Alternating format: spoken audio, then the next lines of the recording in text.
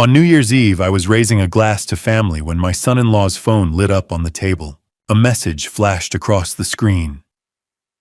Did he sign the documents tonight? But that wasn't what froze my blood. It was the sender's photo. My face. My exact face staring back at me. As I leaned closer, my son-in-law snatched the phone and whispered, "Please, don't ask about that." In that instant, I knew something was terribly wrong. That night, I decided to dig deeper. What I uncovered would tear my family and my entire empire apart. Hello everyone, and thank you for being here today. If this story resonates with you, I'd truly appreciate a like and a subscription to keep this channel growing. I'm also curious, where in the world are you watching from right now? Drop your city or country in the comments. I love seeing how far these stories travel. Before we begin, a quick note. What you're about to hear blends creative storytelling with purposeful lessons designed to both engage and inspire. Any similarities to specific individuals or locations are entirely unintentional. What matters most is the wisdom woven throughout, and I hope it stays with you long after the video ends. The champagne caught the candlelight as I raised my glass that New Year's Eve, the amber liquid sparkling like tiny stars. Around my dining table sat the people I loved most. Emily, my eldest at 40, smiled as she refilled her husband Ryan's wine. Sarah, my youngest, watched everything with the quiet intensity she'd inherited from her mother. 5 years had passed since Catherine died. Yet nights like this made her absence feel physical. The old brick walls of our Gold Coast townhouse, the candles flickering against them, the recipes laid out exactly as she'd written them, everything carried her presence. Through the tall windows on Astor Street Lake, Michigan stretched dark and endless beneath the winter sky, city lights scattering across its surface like diamonds. I'd built Morrison Legacy Realty over 35 years, turning it into one of Chicago's premier luxury firms. But sitting there watching my daughters, I knew Catherine had been right. Not the properties, not the deals. This was what mattered. Family, connection. The things money couldn't buy. Ryan reached for his phone again. 4th time in 20 minutes. I noticed because noticing was what I did. Decades in real estate had trained me to read people to catch the smallest tells. And tonight, Ryan Carter, my son-in-law of 8 years, normally easygoing, was wound tight. His knee bounced under the table. Emily rested a hand on his arm in silent reassurance, but something was wrong. The air felt charged like static before a storm. Sarah set down her fork and studied him with the same penetrating gaze she used behind her camera. She didn't speak, but when she glanced at me, I saw it. She felt it too. The roasted duck was perfect, just as Catherine used to make it. I'd followed her handwritten recipe card, the one with the tiny heart in the corner. The wine was a 20-year Bordeaux I'd been saving. Conversation moved smoothly on the surface. Emily discussing a new client at her financial firm, Sarah excited about her upcoming gallery opening in Wicker Park. Pleasant, ordinary, exactly how it should be. But underneath, something crackled. Ryan's phone buzzed on the table. He'd left it face up beside his wine glass, unusual. He normally kept it screen down or in his pocket. Tonight, it lay there openly lighting up like a signal flare. I wasn't trying to read it. I was reaching for the bread basket when the screen illuminated, and from where I sat, I saw everything. The message, the sender's photo. What stopped my blood wasn't the text itself, though it was strange enough. Did he sign the documents tonight? A simple question. Almost harmless. It was the profile picture. A face I had seen in the mirror for 72 years. The same gray eyes. The same slight asymmetry in the cheekbones only I would recognize. The same lines around the mouth carved by decades of living. My face. My exact face stared back at me from Ryan's phone. My hand froze mid-air. The room seemed to tilt, though nothing had moved. The candles still flickered. Emily was still talking, her voice now, distant, muffled, as if underwater. Sarah had gone quiet, watching me with concern deepening across her brow. Ryan's eyes snapped to the screen, then to me, then back again. The color drained from his face so quickly, I thought he might faint. He grabbed the phone, clutching it to his chest like a shield. Too late. I had seen it. He looked at me with something I'd never seen in him before. Fear, yes, but also guilt and resignation tangled together. His mouth opened, then closed.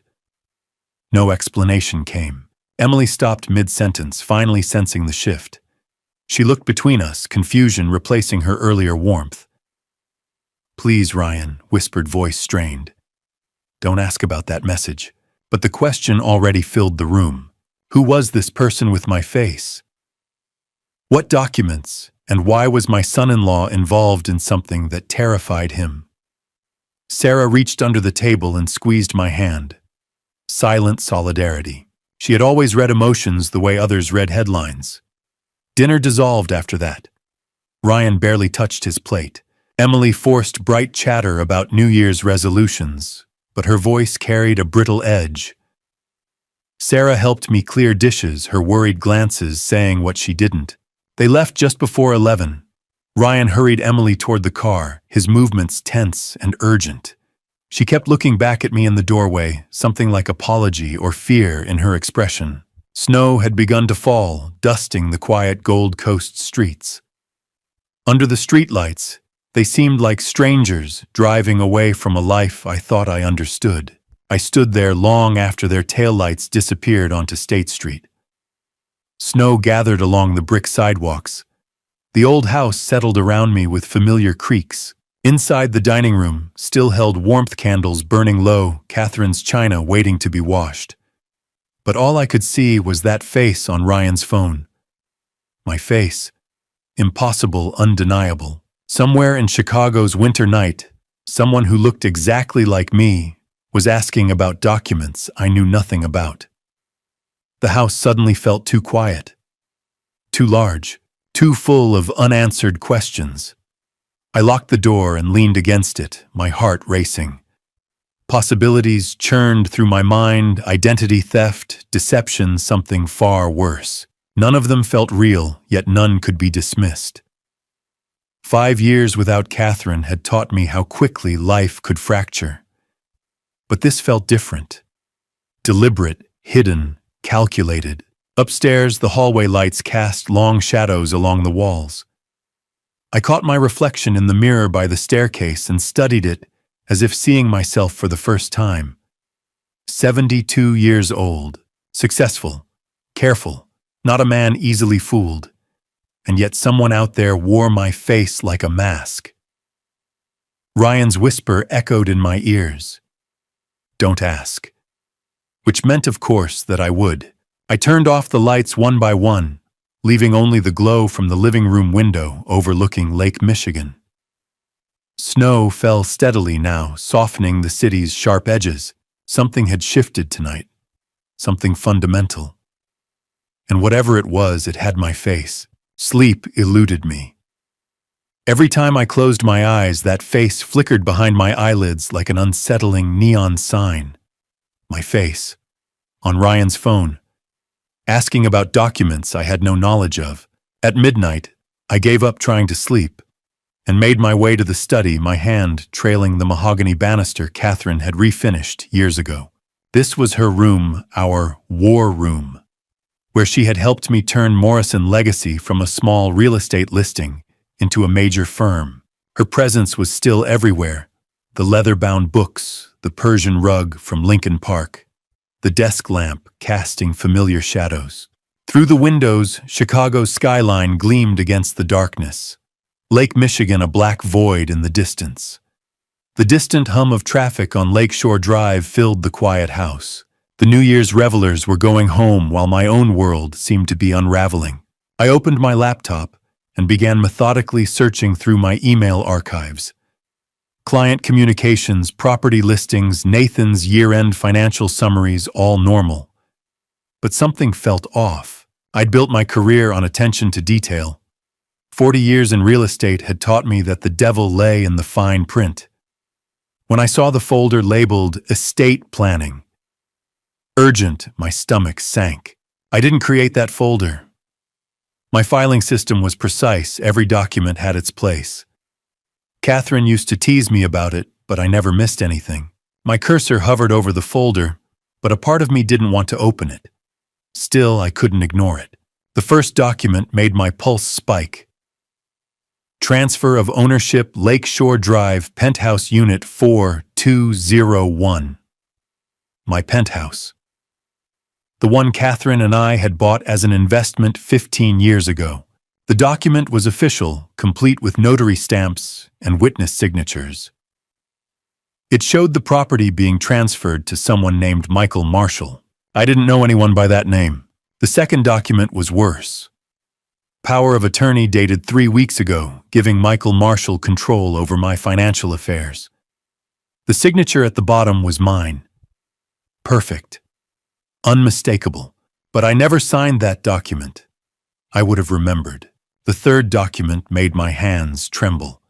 Medical evaluation dated 3 weeks ago at Newbury Medical Center. The diagnosis: diminished mental capacity, early stage dementia. The recommendation: legal guardian required. And again, there was my signature, flawless. But I'd never been to Newbury Medical Center. Never met a Dr. Harrison. Someone had forged these documents. Someone with access to my signature, my life, my legacy. My heart raced. I grabbed my phone, fingers shaking as I scrolled through my contacts. Kate Brennan. She'd been my lawyer for 20 years, a trusted friend. She would make sense of this. The phone rang 3 times. It was after midnight. She was probably at a party. But on the 4th ring, she picked up, her voice groggy. "Vernon," she said, using my first name like only she ever did. "What's wrong? Has anyone filed documents regarding my properties or mental capacity recently?" I asked, my voice tight. There was a long pause. "Vernon," she finally said, voice cautious. "You asked me to process those documents 3 weeks ago. You came to my office, that was you, wasn't it?" I froze. "I haven't been to your office since October." Her sharp intake of breath spoke volumes. "Oh my God. Stay there. I'm coming now. Don't sign anything. Don't talk to anyone." She hung up before I could respond. 25 minutes felt like hours. I couldn't sit still. The documents on the screen haunted me, evidence of a crime I hadn't committed. Someone was stealing my life. When the doorbell rang, I practically ran to the stairs. Kate, swept in her cocktail dress from the party, still on her heels, kicked off in the foyer. She looked both flustered and focused, the briefcase she clutched in her hands like a shield. She knew what this call meant. "Show me," she said immediately. I led her upstairs. She sat at my desk, scanning each document with her practiced, professional eyes. Her expression remained neutral, but I saw her subtly stiffen. She pressed harder against the desk with each document. "This is sophisticated," she said finally. "The notary stamps are real.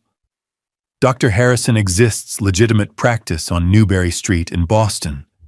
The power of attorney language is airtight. Legal terminology is perfect." She looked at me, something in her eyes I had never seen before: fear. "3 weeks ago, someone came to my office claiming to be you," she said. "They had a Massachusetts driver's license with your name, your photo. They discussed estate planning, said you were worried about your children fighting over assets. Said you wanted everything clearly documented."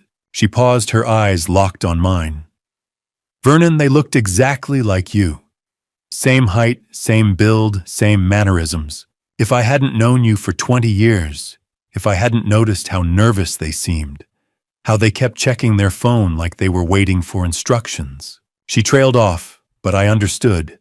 Someone had impersonated me. They had walked into my lawyer's office, convinced her they were me, and started the process of stealing everything I'd built. "Kate," I said, voice rough. "I need to tell you something I've kept hidden for 65 years." She waited, never breaking eye contact, her lawyer's intuition fully engaged. I set my hands on the desk to stop them from shaking. I had a twin brother. We were separated when we were 7 years old. Kate set her wine glass down with deliberate care, the crystal clinking against wood. Outside dawn began softening the darkness over Lake Michigan. The city held that strange New Year's morning quiet, suspended between celebration's end and day's beginning. In that moment, I told her the story I'd buried for decades. We were 7 when our mother died. I remembered her face, dark hair, gentle hands, laughter like music. She'd been sick for months, something with her lungs the doctors couldn't fix. Back then, medicine wasn't what it is now. People died young and families broke apart. Our father tried. He was a factory worker on the south side pulling double shifts just to keep food on the table. But when Mom passed, he couldn't manage 2 7-year-old boys alone. The apartment was too small, the money too tight, and grief was drowning him. The social worker came on a Tuesday afternoon, our favorite day, because Mom used to take us to the playground near the lake. The swings, I told Kate, my voice catching. We'd race to see who could get there first. He always won because I always cheated. The memory hurt more than expected. She told us we were going to different families. Good families who wanted to help. My father sat on our threadbare couch, head in hands, while she explained with that careful, gentle voice people use when they're about to destroy your world. She said it was temporary just until Dad could get back on his feet. But 7-year-olds aren't stupid. We knew what goodbye looked like. They took me first. The Morrison family lived in Lincoln Park, old Chicago money, summering in Lake Geneva and wintering in Palm Springs. Robert Morrison owned a manufacturing company, and his wife Eleanor had always wanted a son, but couldn't have children. They gave me their name, their home, their entire world. Private schools, piano lessons, summer camps in Wisconsin.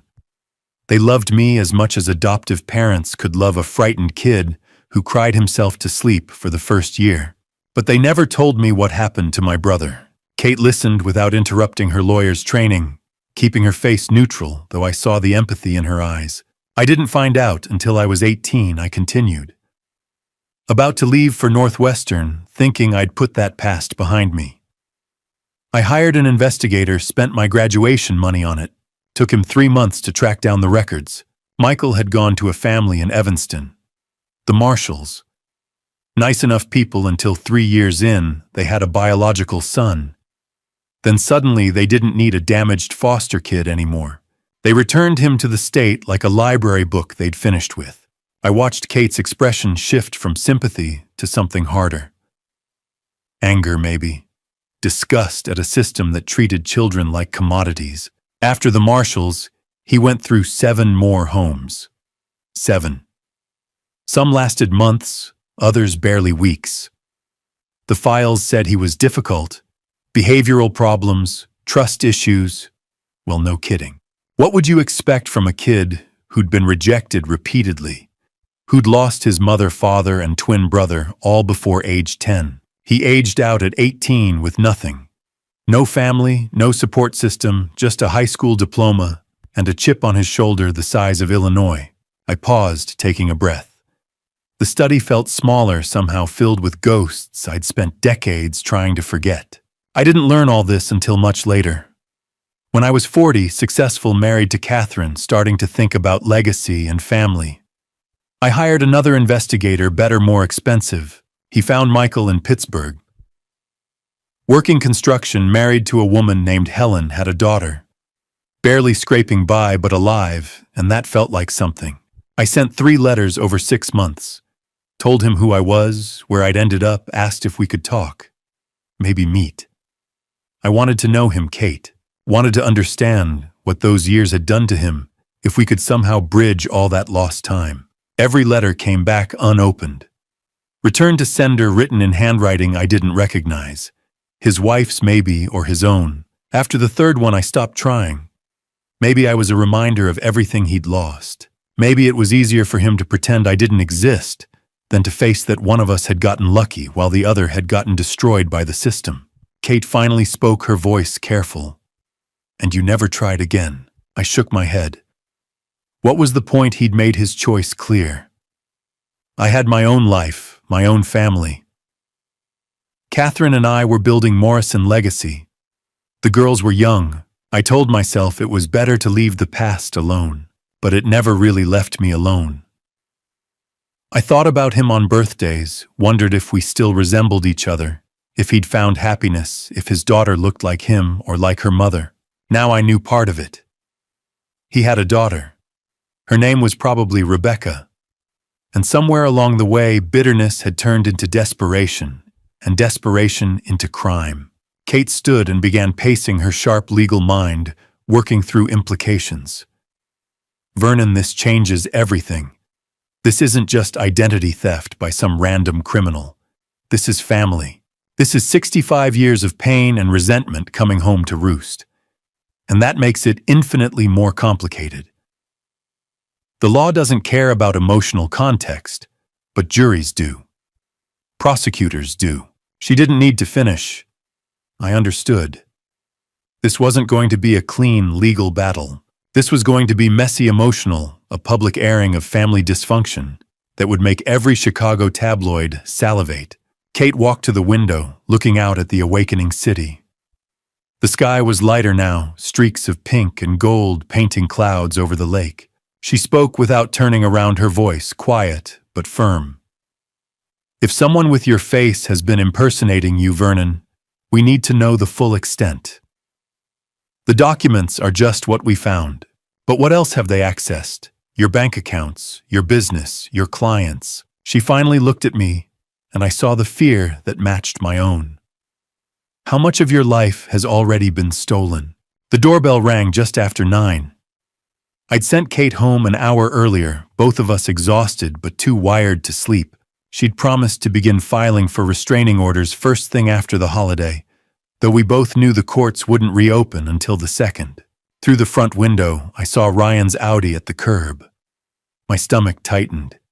He was alone, no Emily in the passenger seat, no hopeful wave from my daughter trying to smooth things over, just Ryan sitting behind the wheel for a long moment, before stepping out, shoulders hunched against the cold.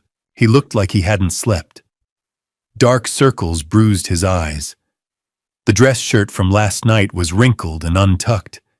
His hands trembled as he rang again, as if unsure I'd answer. I almost didn't, but I needed answers more than I needed the satisfaction of slamming the door. I opened it and stayed planted in the doorway, not moving aside. Let him stand in the cold. Let him feel the weight of it. Ryan, James. He swallowed, eyes flicking past me as if checking whether anyone else was home. Can we talk? Please? I stepped back just enough to let him into the foyer, but no farther. He stood on the marble tiles, looking small and miserable while I remained near the door. A power move maybe, but I'd spent 40 years learning how to use space and silence in negotiations. This was another negotiation. The stakes just happened to be my life. He opened his mouth, closed it, tried again. I made a terrible mistake. I said nothing. In real estate, the first person to fill silence usually loses. It started 6 months ago, he rushed on. A pharmaceutical conference in Philadelphia.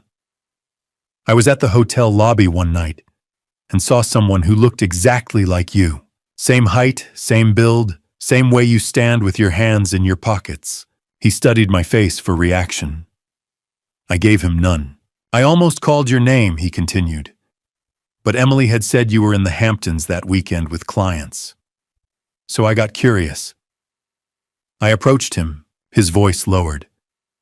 His name was Michael Morrison. He'd lost his wife, Helen, 8 years ago, working 3 jobs just to stay afloat.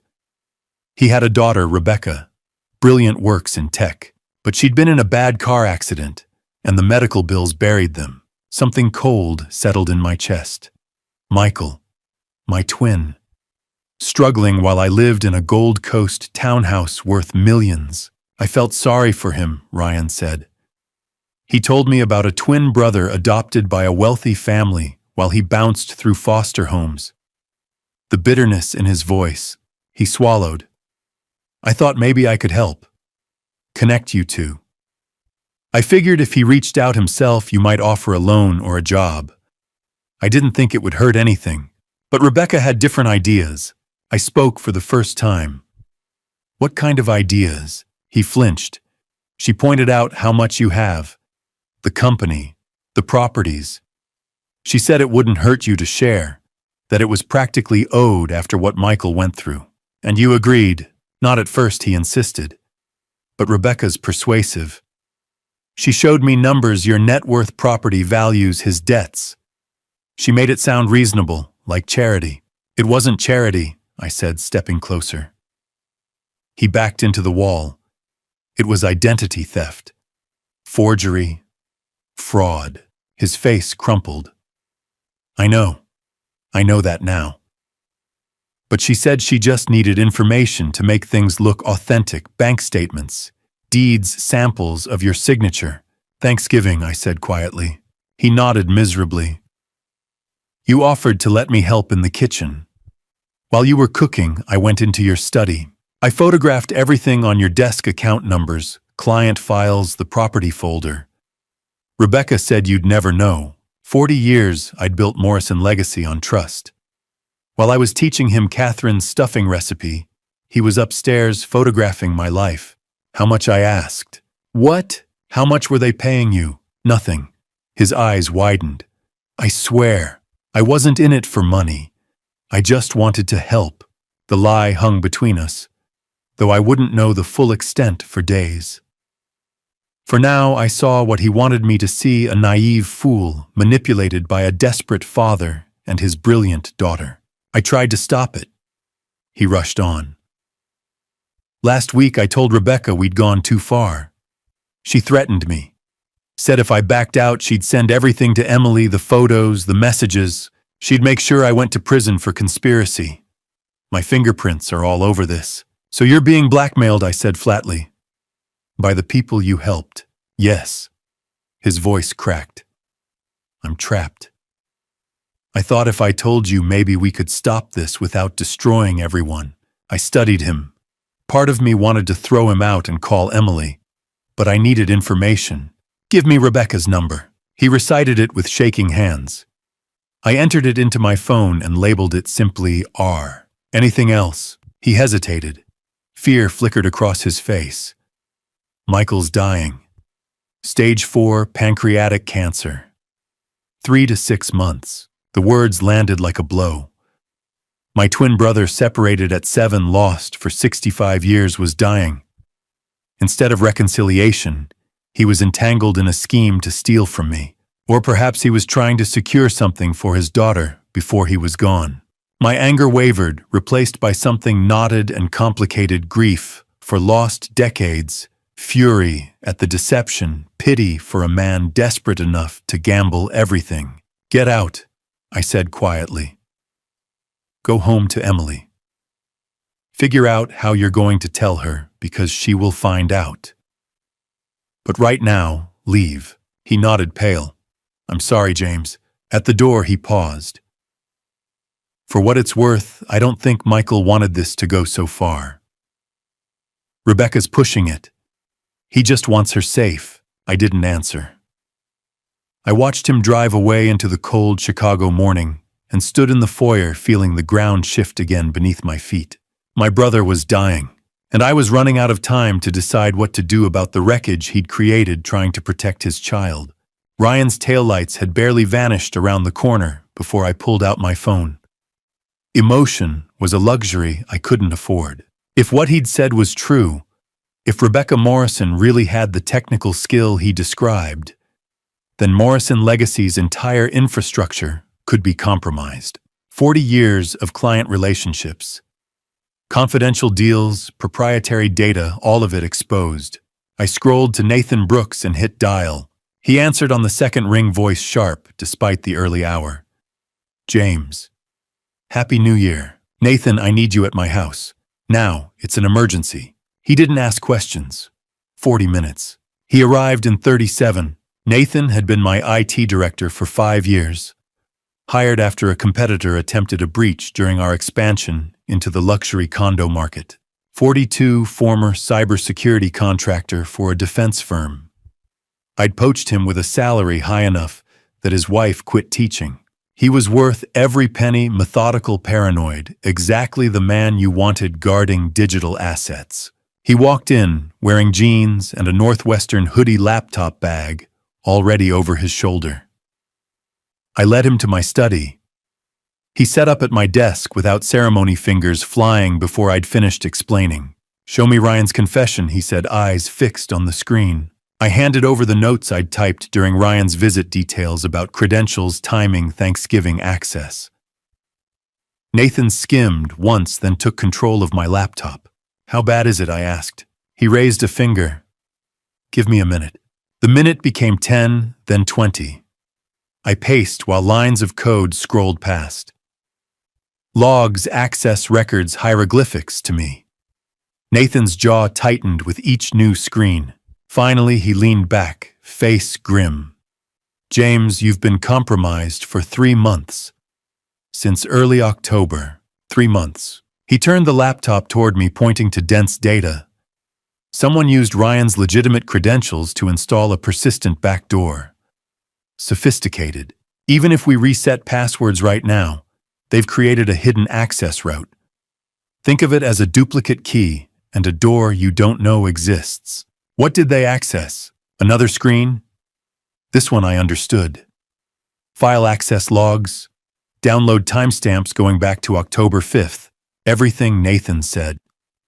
Client contracts, financial records, private communications, property valuations, confidentiality agreements. If it had value in Morrison Legacy's system, they took it. Mass downloads to encrypted external storage, routed through proxy servers. Whoever did this knew exactly what they were doing.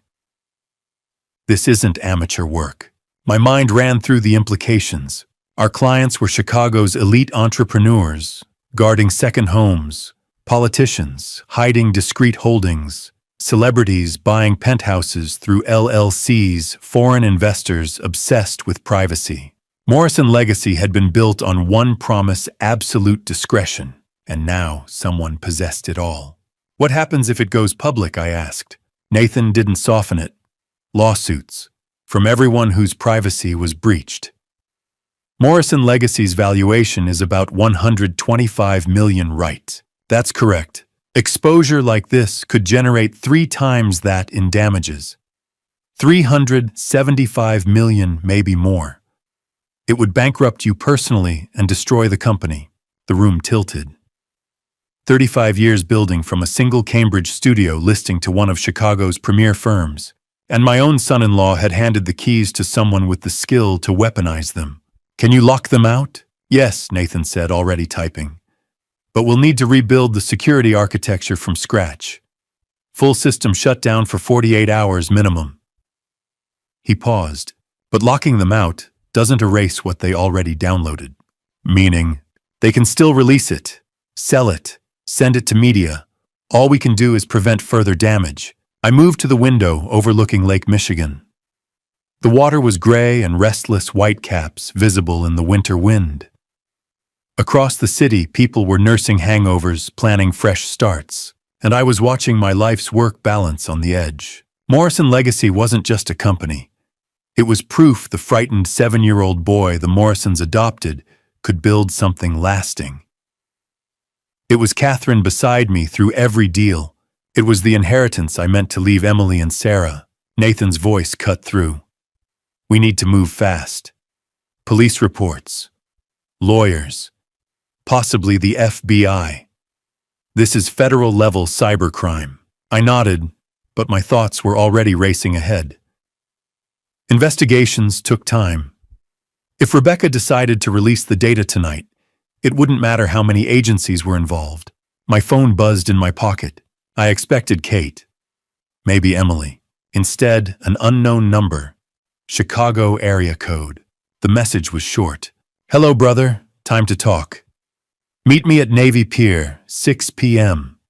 Come alone." I stared at the screen. After 65 years of silence, my twin brother had chosen this moment to reach out.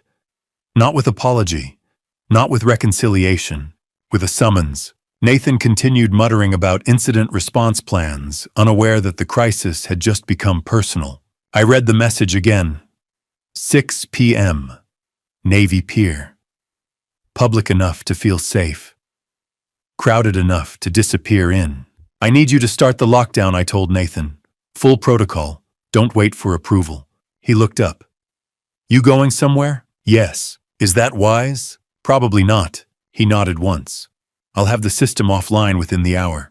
I stepped back toward the window. 8 hours until 6. 8 hours to decide whether I was walking into negotiation or trap. 8 hours to prepare for the man who shared my face and apparently my capacity for strategy. Michael was dying. Stage 4 pancreatic cancer. 3 to 6 months. Was this extortion? A final attempt to secure his daughter's future? Or something more complicated, resentment layered over regret, desperation tangled with pride? I typed a single reply. I'll be there. Then I locked my phone and slipped it into my pocket. For months I had been reacting to Ryan's confession, to forged documents, to digital breaches.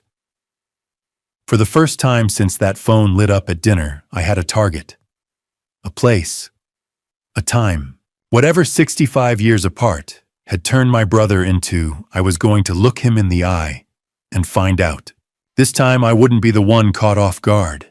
The wind off Lake Michigan cut through my overcoat like a blade. I pulled the collar tighter as I walked along Navy Pier, wooden planks creaking beneath my shoes. The tourist shops were shuttered, the Ferris wheel frozen against the gray January sky. At 6 on New Year's Day, the pier belonged to gulls, wind, and silence. A lone figure stood at the far end, framed against the water. Even from a distance, something in the posture struck me with unsettling familiarity. Hands in pockets. Shoulders slightly forward. I'd seen that stance in mirrors for 72 years. I forced myself to keep walking. When I was close enough to make out his features, the recognition hit like a blow. The bone structure was identical, the Morrison jawline, the high cheekbones our mother gave us. But time had carved us differently. He was thinner, fragile. His skin carried a yellow tint I recognized from oncology wards. He turned fully when I stopped 20 feet away. For a long moment, neither of us spoke. Two old men staring at versions of ourselves we hadn't seen since childhood. Hello, James? His voice was rough, worn down by cigarettes and hard years. Michael. Saying his name felt foreign after 65 years of silence. You look well, he said, eyes sweeping over my coat, my stance. Prosperous. You look sick, I replied evenly. How long? A bitter smile tugged at his mouth. 3 to 6 months. Stage 4, pancreatic. Caught it too late. He tapped his abdomen lightly. They catch everything too late. Snow began to drift between us. So this is how you reach out, I asked. By trying to destroy me, destroy you. He let out a harsh laugh. You were destroyed for me the day that social worker put you in the Morrison car and left me behind. You got Lincoln Park and private schools. I got foster homes and factory shifts. I tried to find you. 40 years ago I hired, I know. His jaw tightened, and I sent every letter back. You think money and apologies fix being abandoned. Before I could respond, movement caught my eye. A woman stepped from the shadow of the closed tourist center. Early 30s, dark hair pulled tight. Efficient, watchful. Her gaze assessed me like inventory. Rebecca, I said. Mr. Morrison, she replied coolly. The successful one. Your daughter, I said to Michael. My daughter. He confirmed, pride slipping through the bitterness. MIT. Smartest person I've ever known. Gave up more than she should have. Rebecca moved closer to him, steadying him without drawing attention to it. The gesture was practiced. I'm sorry about Helen, I said quietly. Are you? Michael's voice sharpened. Sorry enough to act. Rebecca pulled out her phone. We're not here for sentiment. We're here for terms. She turned the screen toward me. Files, spreadsheets, client names I knew intimately. Morrison Legacy, she said. 3 months of data, contracts, private communications, offshore holdings, divorce settlements, Immigration records, ice slid down my spine. Every name she'd mentioned could detonate a career. How did you? Ryan was helpful, she said. He thought he was being kind, which is what I demanded. Money, Justice Michael said flatly. You had everything. I had nothing. Now I'm dying in a one-bedroom in Logan Square while you sit in a townhouse worth millions. 8.2, Rebecca corrected calmly. The Lakeshore Drive penthouse. That's what we want. The words felt surreal. You're serious. I'm practical, she said. The penthouse transfers to my father by 5 tomorrow afternoon. Clean transfer, no reversals. And if it doesn't, at 9 Monday morning, everything goes public. Tribune, your top competitors, the Cook County District Attorney. That would destroy innocent people. Michael laughed bitterly. No one on your client list is innocent. They'll survive. I didn't. Dad needs security, Rebecca said. 3 to 6 months. He deserves to spend them somewhere dignified. After that, I need protection. The penthouse guarantees both. And if I refuse, then you learn what losing everything feels like. She slid the phone back into her pocket. 23 hours. She took Michael's arm. He didn't protest. They turned toward the parking lot, her pace steady, his steps uneven. I watched my mirror image lean into his daughter's support, snow settling across his shoulders. 65 years, that was how long it had taken for my twin to return to my life. Not with reconciliation, but with leverage. The wind strengthened, pushing snow across the boards. I stood alone at the end of the pier, staring at the dark lake. Part of me understood his rage. The boy left behind. The man who watched his brother inherit comfort and stability. The father trying to secure his daughter's future before death closed in. But understanding didn't erase what they were doing. They were holding my company hostage. My clients. My daughter's inheritance. Catherine's legacy. 23 hours. I turned back toward the city lights, already organizing the next steps. Kate. Detective Walsh in economic crimes. Emily and Sarah would have to know. Nathan would need to tighten every system that could still be tightened. I had built Morrison Legacy once from nothing. I knew how to operate under pressure, how to negotiate from the edge of collapse. The difference this time was blood. As I reached my car, snow gathering on the windshield, I paused for one final glance at the pier. Somewhere out there, my twin brother, my other half, was walking toward the end of his life, believing this was justice. I slid into the driver's seat and started the engine. 23 hours to protect everything I had built. 23 hours to decide whether I would save my empire or sacrifice a piece of it for the man who shared my face. By the time I pulled into my garage, I had already made 4 calls. Kate first, then Detective Marcus Walsh, then Emily and Sarah. Within an hour, all of them were seated in my study, the fire crackling in the hearth, doing nothing to warm the cold that had settled over us. Kate stood near the window, overlooking the snow-dusted street, her cocktail dress replaced by a severe charcoal suit that signaled war. Detective Walsh occupied the leather chair Catherine once favored, notebook open expression carved from stone. Emily sat on the edge of the sofa, hands twisted tightly together. Sarah leaned against the bookshelf, arms crossed, eyes observant and painfully calm. Walsh flipped a page in his notebook. Let me make sure I've got this straight. Your twin brother, missing for 65 years, reappears with his daughter. She's obtained 3 months of Morrison Legacy data. They demand your $8.2 million penthouse transferred by 5 tomorrow, or they leak everything. That's accurate, I said, and Ryan helped by photographing documents during Thanksgiving. Walsh added, glancing at Emily. No offense, none taken. Emily said, her voice thin. I still can't believe her words faltered. Sarah moved beside her, squeezing her hand. Kate turned from the window. We can secure an emergency restraining order tonight. Computer fraud, identity theft, extortion. We have Ryan's statement, the forged documents, Nathan's logs. A judge will sign. And then I asked, we arrest Rebecca. And if she's built a dead man's switch, scheduled uploads if she doesn't check in. I looked at Walsh. If she's anticipated that. Walsh leaned forward. Cybercriminals often prepare contingencies. We'd need to catch her actively attempting transmission. Otherwise, even in custody, the data might still go live. Once it's public, Kate said. Your clients will sue regardless.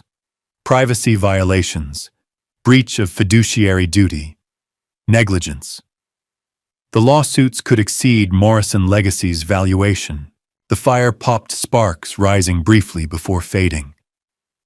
35 years of work felt compressed into 23 ticking hours. Just pay them. Emily's voice was quiet but firm. Dad, it's one apartment versus everything else. Your company, your clients, people's lives. Give them the penthouse. It isn't about the money. Then what is it about Emily? Stood legal instincts surfacing despite her pain. This is cost-benefit analysis. You lose an asset you rarely use and preserve everything else. Your sister isn't wrong, Kate said carefully. Sometimes paying is the pragmatic solution. No, I said evenly. Because it won't end there. Rebecca has already proven she can breach our systems. If we pay once, we signal vulnerability. What stops her from returning in 6 months, a year? Extortion ends when leverage disappears, not when it's rewarded. Or when the victim collapses, Walsh muttered. Sarah finally spoke. Dad, they're family.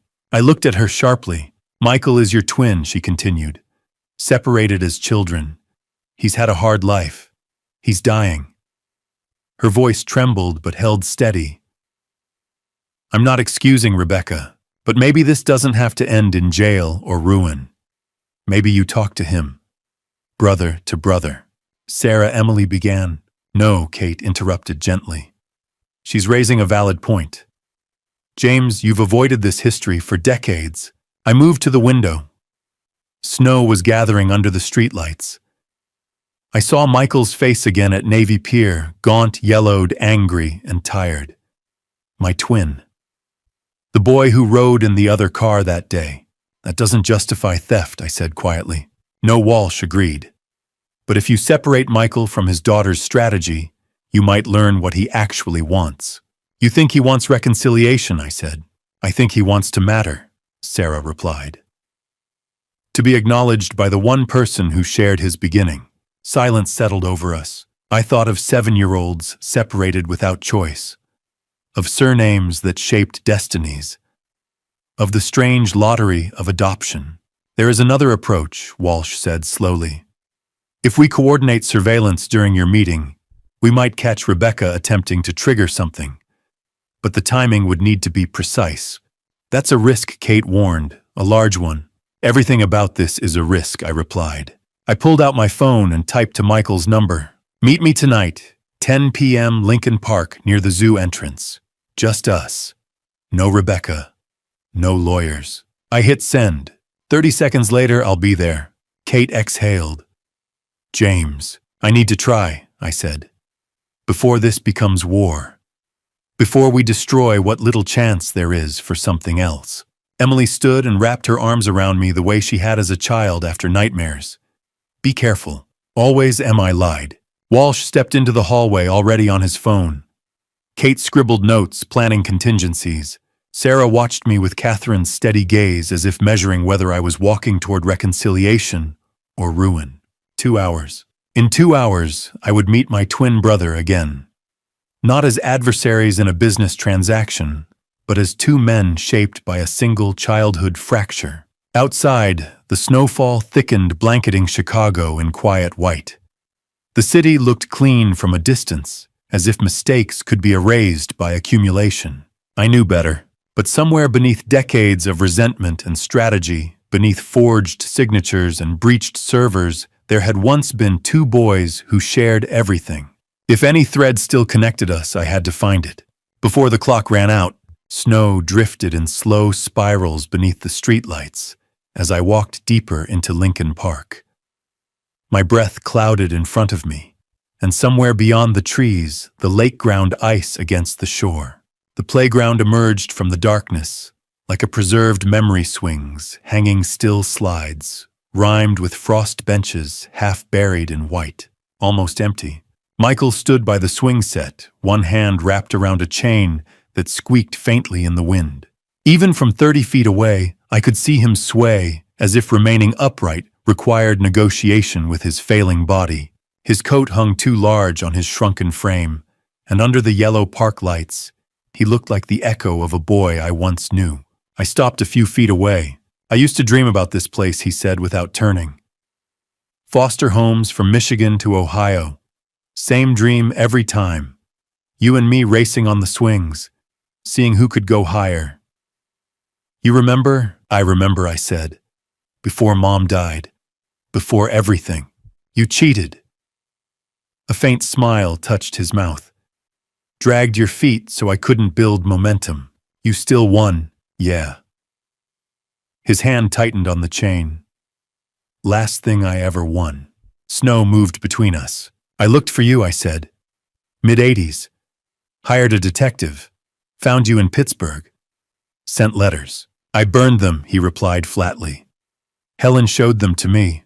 I didn't open them. Why? Because anger was easier." He turned then, and the fury in his eyes was alive despite the illness hollowing his face. "You got Lincoln Park. Private schools. A father who taught you business. I got foster placements that expired when I did." His breathing was shallow now. 7 homes. Some decent. Some not. "Do you know what it's like being the kid no one chooses, aging out with nothing?" "No," I said quietly. "I don't." "You're damn right." He stepped toward me unsteady. "You had Catherine.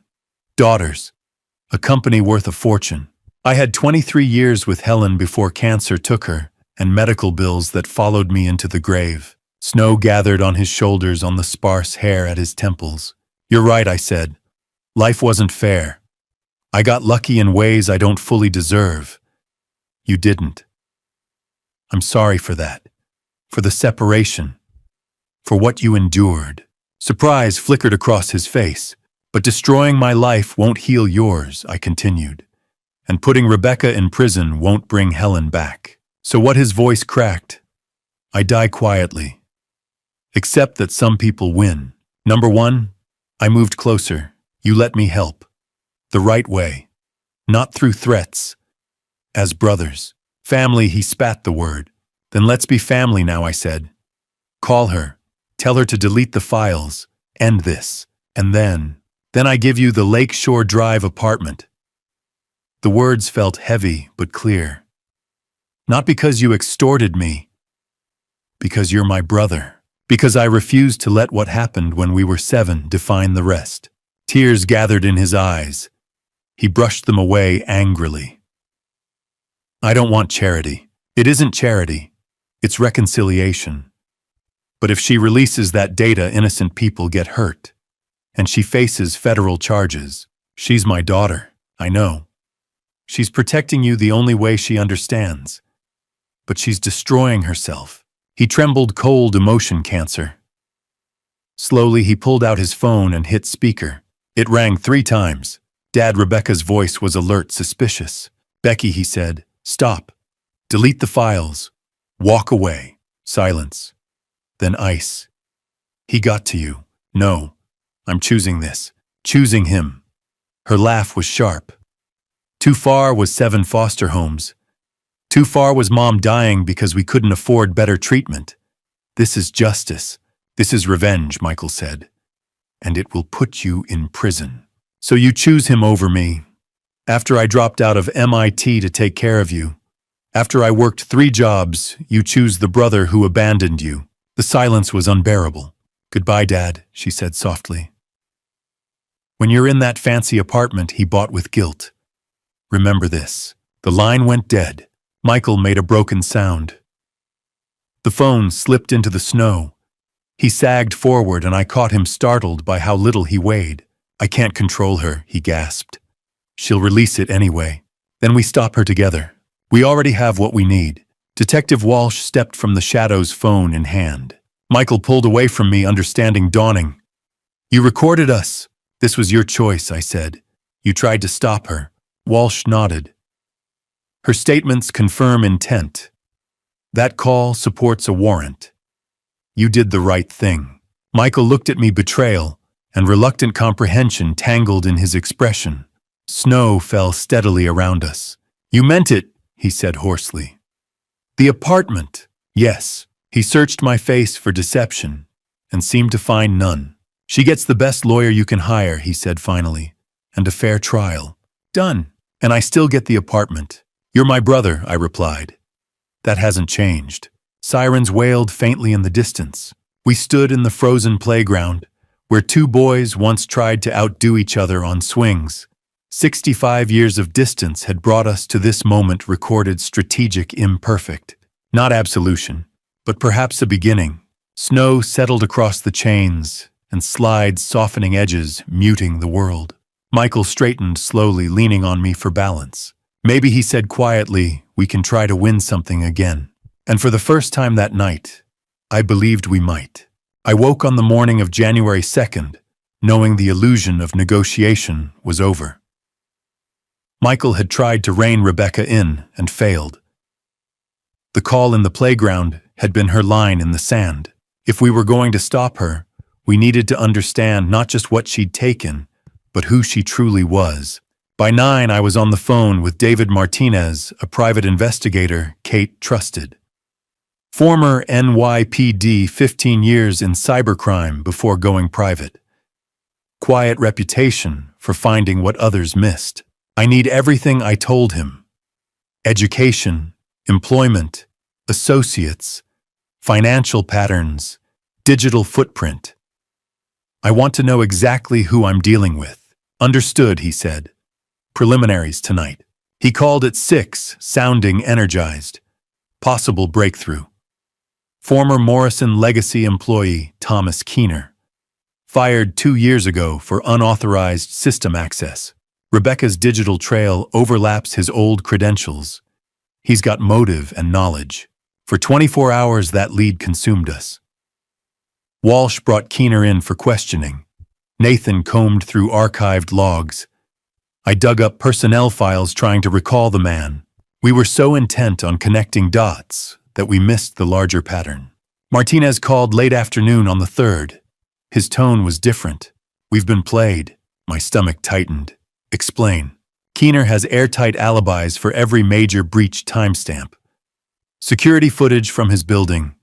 Transaction receipts. Even a traffic citation placing him across town. Rebecca planted breadcrumbs pointing to him. While we chased that, she was doing something else. I leaned against my desk. 24 lost hours. How sophisticated, I asked. Extremely. Most hackers excel at code, not layered misdirection. She's strategic, patient, comfortable thinking multiple moves ahead. That morning had already brought fresh trouble. At 7, Sarah called, her voice tight. Dad checked the Manhattan Observer. I opened the site. The headline landed hard. Chicago real estate mogul in family war. Twin brother claims abandonment. By Jordan Blake. The piece was surgical. Verified facts woven with insinuation. Yes, I had a twin. Yes, we were separated. Yes, he struggled while I prospered. Blake layered anonymous sources suggesting disputed property transfers and questionable financial dealings. Nothing provably false, nothing cleanly libelous, just enough to corrode reputation. Within an hour, my phone lit up. Clients valuing discretion above all else wanted reassurance. Others probed gently about rumors. Kate fielded most of it calm but strained. James, she said, near noon, we can't let this narrative stand unchallenged. What do I say that my brother's daughter is extorting me that confirms scandal? Then a neutral statement. Personal family matter. Ongoing legal review. Neither of us believed that would quiet it. The afternoon escalated further. At 3, my mechanic called. Mr. Morrison, come down, now. In his shop, under harsh fluorescent light, he gestured to the undercarriage of my car. That's not where, he said. That's deliberate. The brake lines had been partially cut. Not enough to fail immediately, just enough to rupture under pressure at speed. If you'd been on the highway, He didn't finish. The air in the garage felt thin. This was no longer cyber leverage. Someone had crossed into physical threat. Any chance of tracing it, I asked. He shook his head. Quick job. Whoever did it knew how. Back home I called Martinez. Rebecca just escalated. The breaks, he said. Already heard. That's not amateur. Either she hired someone or she has partners. Find out which. He called that evening voice edged with gravity. Rebecca Morrison graduated near the top of her MIT computer science class before dropping out junior year. Brief consulting stint, then freelance. Freelance how? Corporate security contracts on the surface. But metadata analysis ties her to encrypted forums linked to Russian cybercrime networks. She wasn't embedded, more like a contractor. Technical services, paid in cryptocurrency. The words hung heavy. Organized crime, I said quietly. Not as a member, as an asset. But if she feels cornered, she has contacts capable of monetizing your data globally. Identity theft rings, financial fraud, corporate espionage. The scale expands fast. I sank into Catherine's old chair and stared out at Lake Michigan's dark expanse.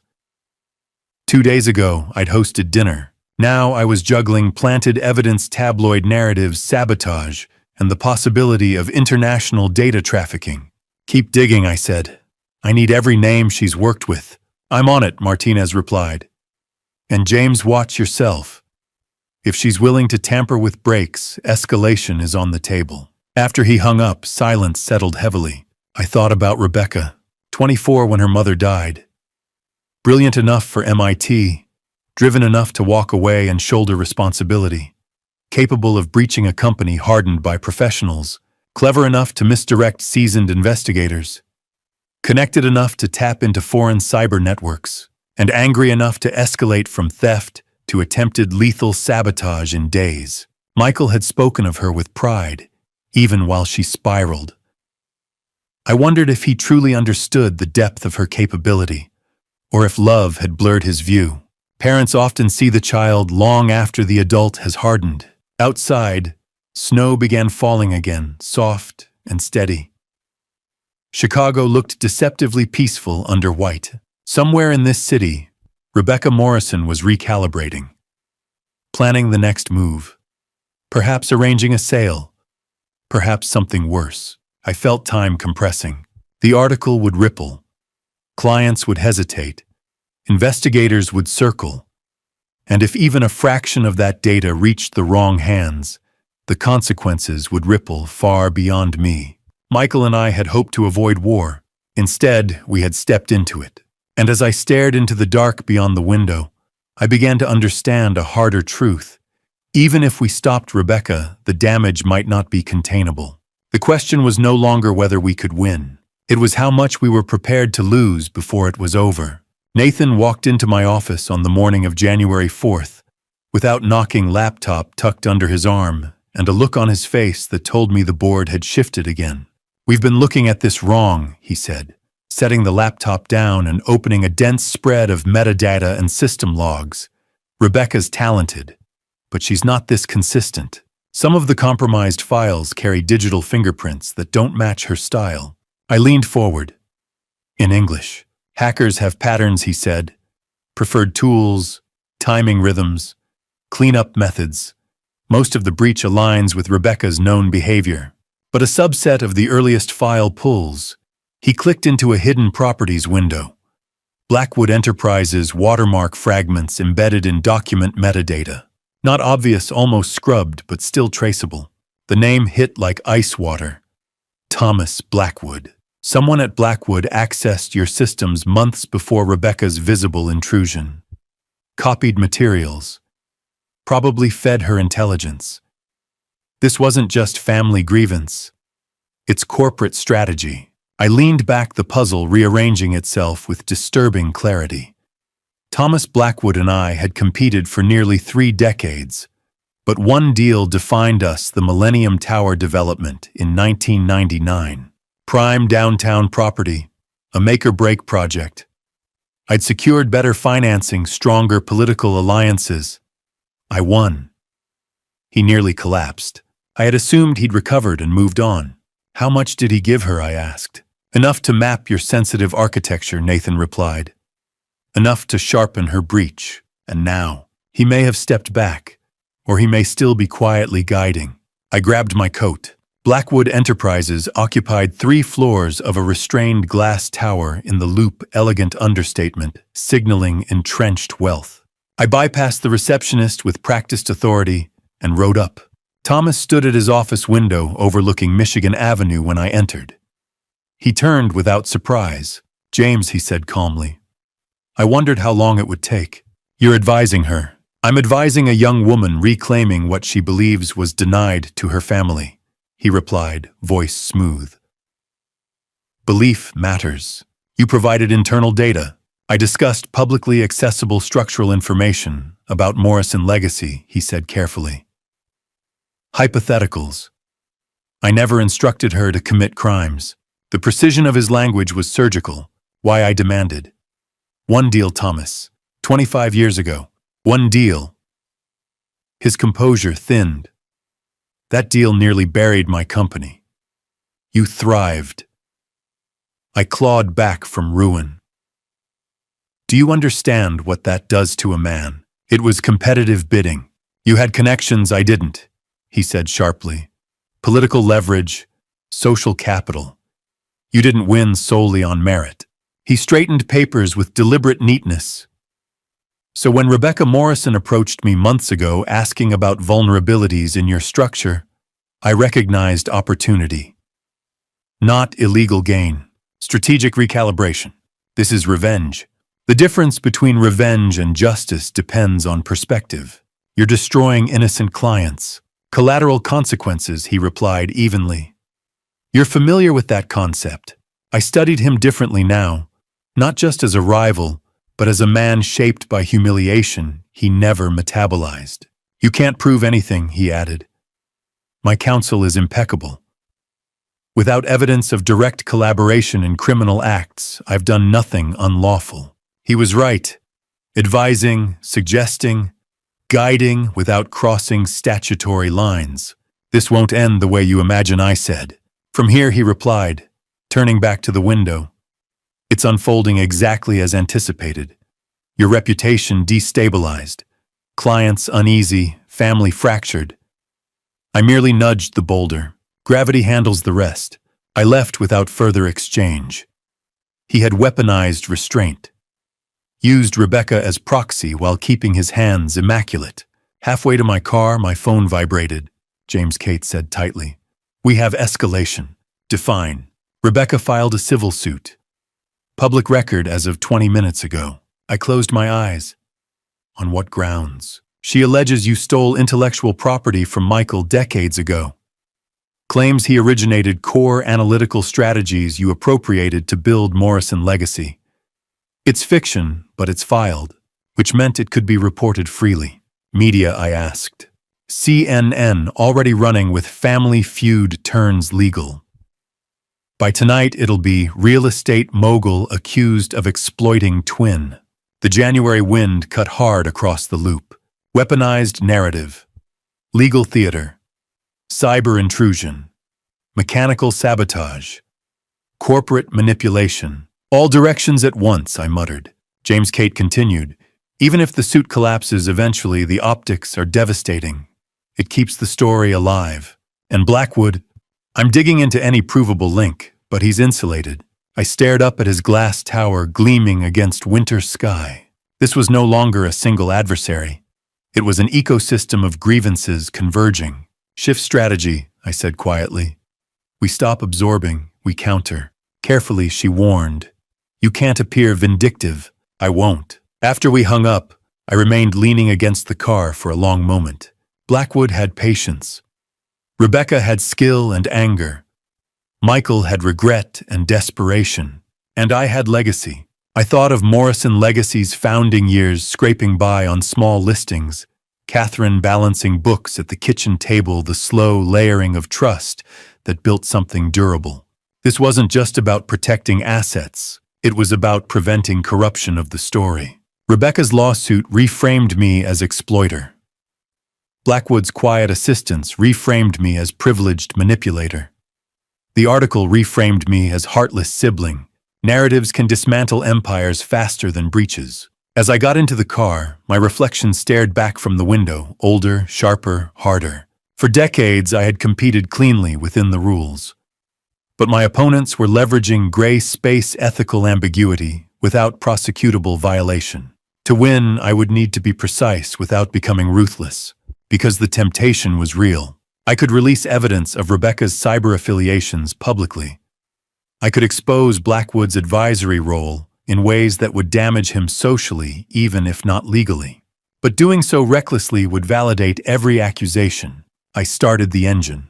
This was no longer defensive containment. It was strategic containment. Rebecca had momentum. Blackwood had patience. But I had something neither of them fully understood: endurance. I had rebuilt once from nothing. If necessary, I would rebuild again. The difference now was that I was not fighting a market downturn or aggressive competition. I was fighting narrative warfare, cyber escalation, and generational grievance. And I had to win without becoming the villain they were constructing. As I pulled into traffic, one thought settled with unsettling clarity. The real battle wasn't over property or pride. It was over control of truth. And that was a war I intended to fight carefully and finish. I don't remember deciding to turn towards St. Michael's Church on North Avenue. My hands did it before my mind caught up. Evening traffic had thinned, and the city lights streaked past as if I were driving through memory instead of streets. I hadn't been there in 5 years. Not since Catherine's funeral. The church doors were heavy familiar beneath my palms. Inside, the space was nearly empty. A few elderly parishioners sat scattered across the pews, heads bowed. Candles flickered along the stone walls, shadows stretching and shrinking like quiet breath. I slid into the back row and let the silence settle over me. Catherine had loved this church. It stands still while the world spins, she used to say. Sitting there, I wondered what she would think of the man I'd become, surrounded by enemies, calculating strategy, weighing outcomes like transactions. I felt pressed in on all sides, as if every move I made risked turning me into someone she wouldn't recognize. James Morrison. I looked up. Pastor Robert Coleman stood in the aisle, hands loosely folded, expression gentle but attentive. I'd met him at Catherine's service but hadn't returned since. I thought I might see you, he said softly. The news has been loud. Would you like to talk? His office was small, warm, lined with books that looked well used rather than decorative. He poured tea from a simple pot and waited. And I talked. For the first time since New Year's Eve, I didn't edit myself. I told him about Michael, about 65 years of separation, about Rebecca's hacking, Ryan's betrayal over Thanksgiving dinner, Blackwood's quiet manipulation, the break lines, the lawsuit, the headlines, about lawyers telling me what was strategic and investigators telling me what was actionable. But nobody tells me what's right. I finished. Only what I can legally do. Robert set his cup down and studied me for a moment. I was in foster care too, he said quietly. 7 homes before I turned 15. I looked at him surprised. Some were kind, he continued. Some were not. All were temporary. That kind of instability leaves a mark.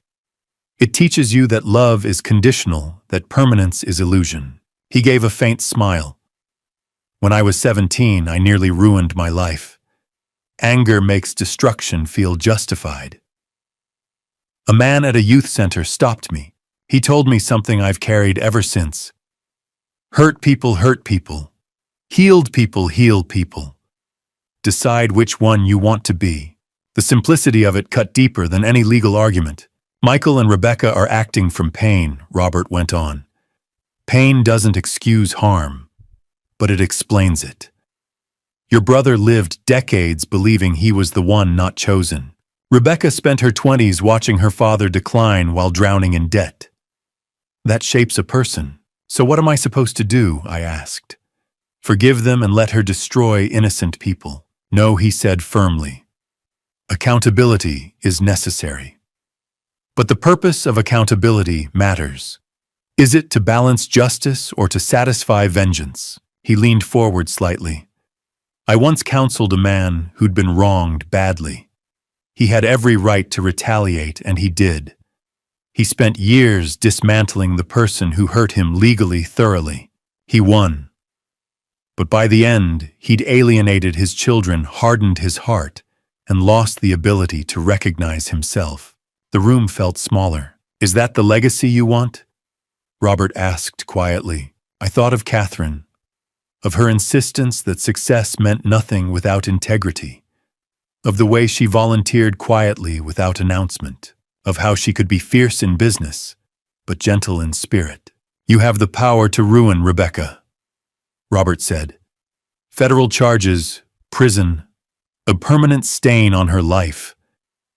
It would be legal, justifiable. But ask yourself, what would Catherine call that? My throat tightened. I don't know how to show mercy to someone trying to destroy me. Mercy isn't the absence of consequence, he replied. It's the refusal to let consequence become cruelty. See her as a person shaped by damage, not as a monster. Silence stretched between us. Something inside me cracked, not shattering, but yielding. For the first time in days, I let myself cry. Not out of anger or fear, out of exhaustion. Out of grief for the randomness that had elevated me and discarded Michael, for the system that shaped us differently, for Catherine who wasn't there to steady me. Robert handed me tissues without comment. Empathy or empire, I murmured finally. That's always the choice, he said. And sometimes empathy costs more than you're prepared to pay. I left the church lighter and heavier at once. The city looked unchanged, but I saw it differently. The buildings no longer symbols of conquest, but structures filled with flawed human stories. As I pulled into my garage, my phone vibrated. Detective Walsh, need to meet first thing tomorrow, he said. Martinez uncovered something about Rebecca's network. It's bigger than we thought. The brief calm fractured instantly. Whatever reflection I'd found inside those stone walls, reality was still advancing. Rebecca wasn't going to stop because I'd rediscovered my conscience. Blackwood wasn't going to retreat. The campaign against me would continue. I sat in the idling car for a long moment. If accountability was inevitable, then intention mattered. I could pursue charges with cold efficiency, or I could aim for containment rather than annihilation. Justice without humiliation. Protection without cruelty. The difference wasn't legal. It was internal. Snow had begun falling again, soft against the garage light. I shut off the engine and stepped into the quiet. I didn't know yet how to balance mercy with responsibility.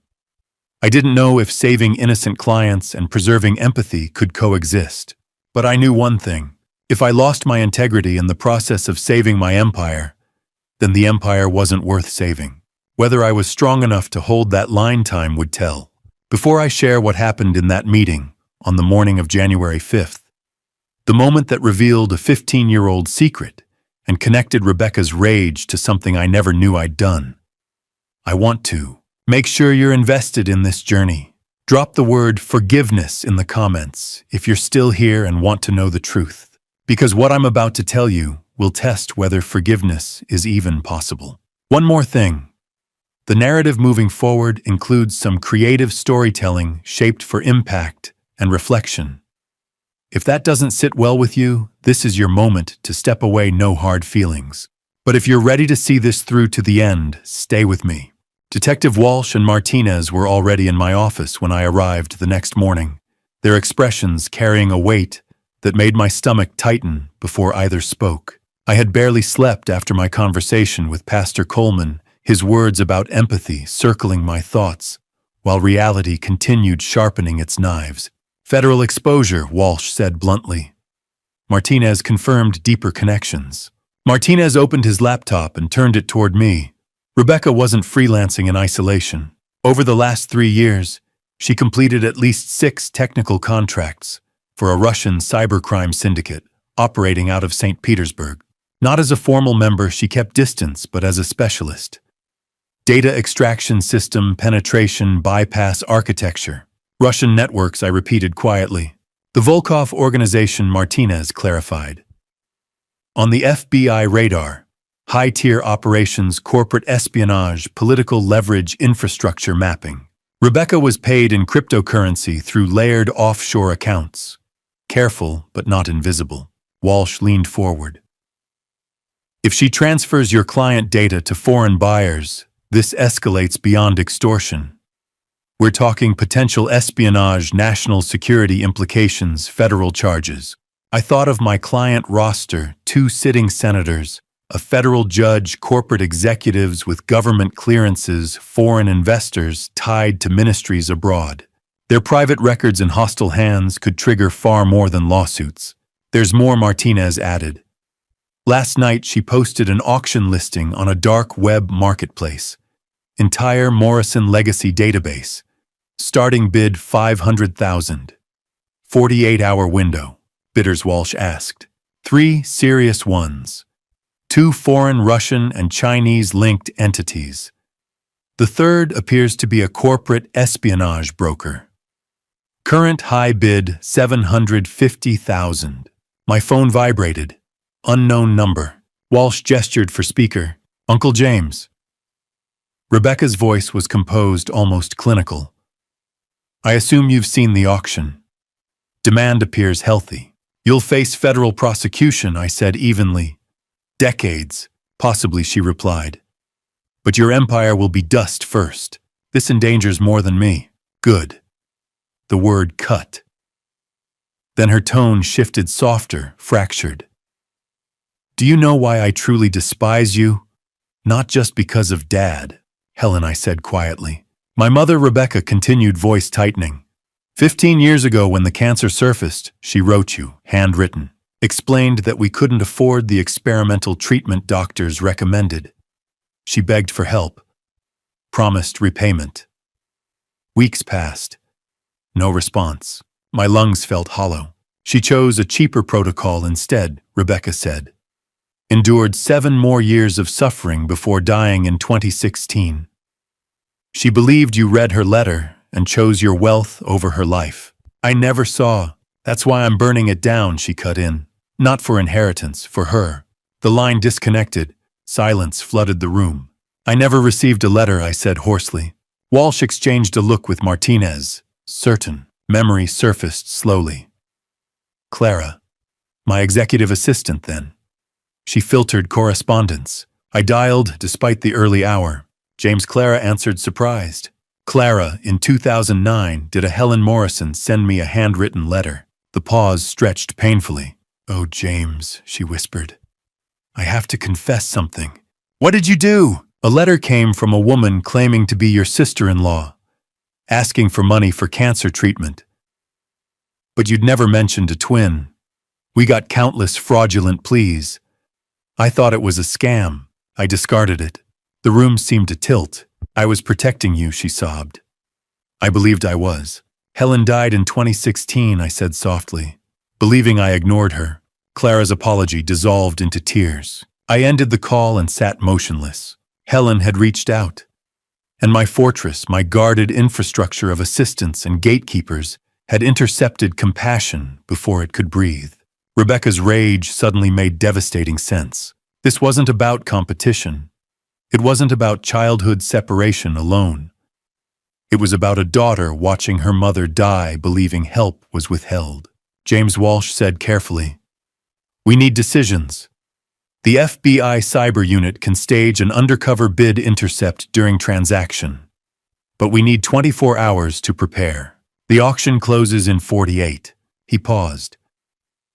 When we arrest her, do you want maximum prosecution pursued? Espionage enhancements could mean decades. Or do you intend to request prosecutorial discretion?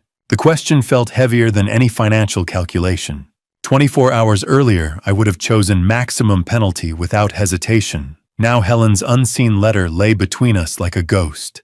I need time, I said. You have until operational deployment, Walsh replied. After that, federal guidelines dominate. They left. I remained seated, staring at Catherine's photograph on my desk. Success, I realized, had built walls so high even genuine pleas could not reach me. Helen had died outside those walls.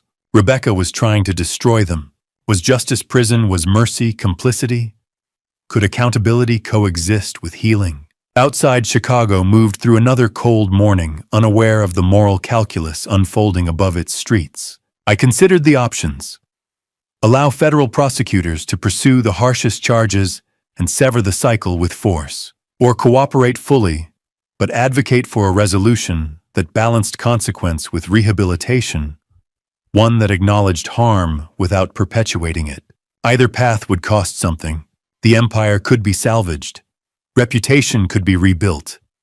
But character once compromised rarely recovers intact. I stood and walked to the window overlooking Lake Michigan, its surface gray and restless beneath winter sky. Hurt people, Pastor Coleman had said, but perhaps accountability could be an act of healing if chosen correctly. Helen's memory deserved more than vengeance. Rebecca deserved consequences, but not annihilation. And I deserved the chance to correct the failure that had begun this cascade. The question wasn't whether justice or mercy would prevail. It was whether I had the courage to shape both. I called the family meeting for that evening. Emily and Ryan sat together on the sofa, her hand in his body language defensive. Sarah stood by the window, arms crossed, watching her sister with concern. Kate occupied the chair nearest me, a folder of documents on her lap like ammunition. "Thank you all for coming," I said. "Today I learned things that change everything, about Rebecca's Russian connections, about Helen's letter and why this vendetta runs so deep, about the full scope of what we're facing." I looked directly at Ryan. "And about you." Emily's grip on his hand tightened. "Dad, we've been over this. Ryan made a mistake. He was blackmailed. He was a co-conspirator." Kate interrupted, opening her folder. "Ryan, you told us you were a victim. That Rebecca threatened you, forced you to photograph those documents. Partly true, but you left out something important." She slid a printed email across the table. "Rebecca promised you 10% of whatever she extracted from James. 10% of $8.2 million. That's $820,000. The room went silent except for traffic outside and Emily's sharp breath. "We have your emails, Ryan." Kate continued, pulling out more printouts. "From your personal account discussing the split with Rebecca, asking about payment timing, setting up an offshore account to receive the money.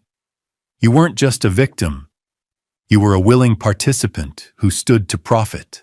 Emily's hand slipped from Ryan's like she'd been burned. "What? It's not..." Ryan started, face pale. "I mean, yes, she offered, but I never actually intended to..." "You set up a bank account in the Cayman Islands," Kate interrupted. 3 weeks ago. To receive cryptocurrency transfers. That's not something you do if you're planning to refuse the money. You were going to profit." Emily's voice was barely a whisper. "From destroying my father." "I was scared," Ryan said desperately. "She had me trapped. I thought if I cooperated..." The doorbell cut through his words. We all froze. It was past 8 o'clock. Sarah answered it, and I heard her surprised voice. "Can I help you? I'm looking for James Morrison. My name is Jennifer Rhodes. I'm Ryan's sister." Ryan's face went gray. "Oh, God." "Jen, what are you..." Jennifer Rhodes walked in with Sarah. Mid-30s business casual with composed presence that spoke of someone who'd made a difficult decision and intended to follow through. "I'm sorry to interrupt," she said, looking at me. "And I'm sorry, Ryan, but I can't stay silent anymore." "Jen, please." 2 weeks ago, Jennifer continued.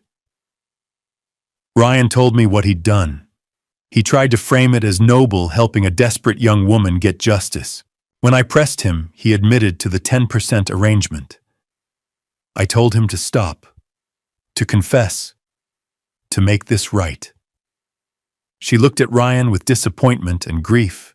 He refused. She handed Kate a USB drive. "Everything you need is here. His emails with Rebecca, their communications, Bank records showing the offshore account, transaction logs. I'm a software engineer. I know what constitutes evidence. Her voice wavered. I don't want my brother to go to prison, but I can't let him help destroy innocent people for money. You bitch, Ryan whispered. You're my sister.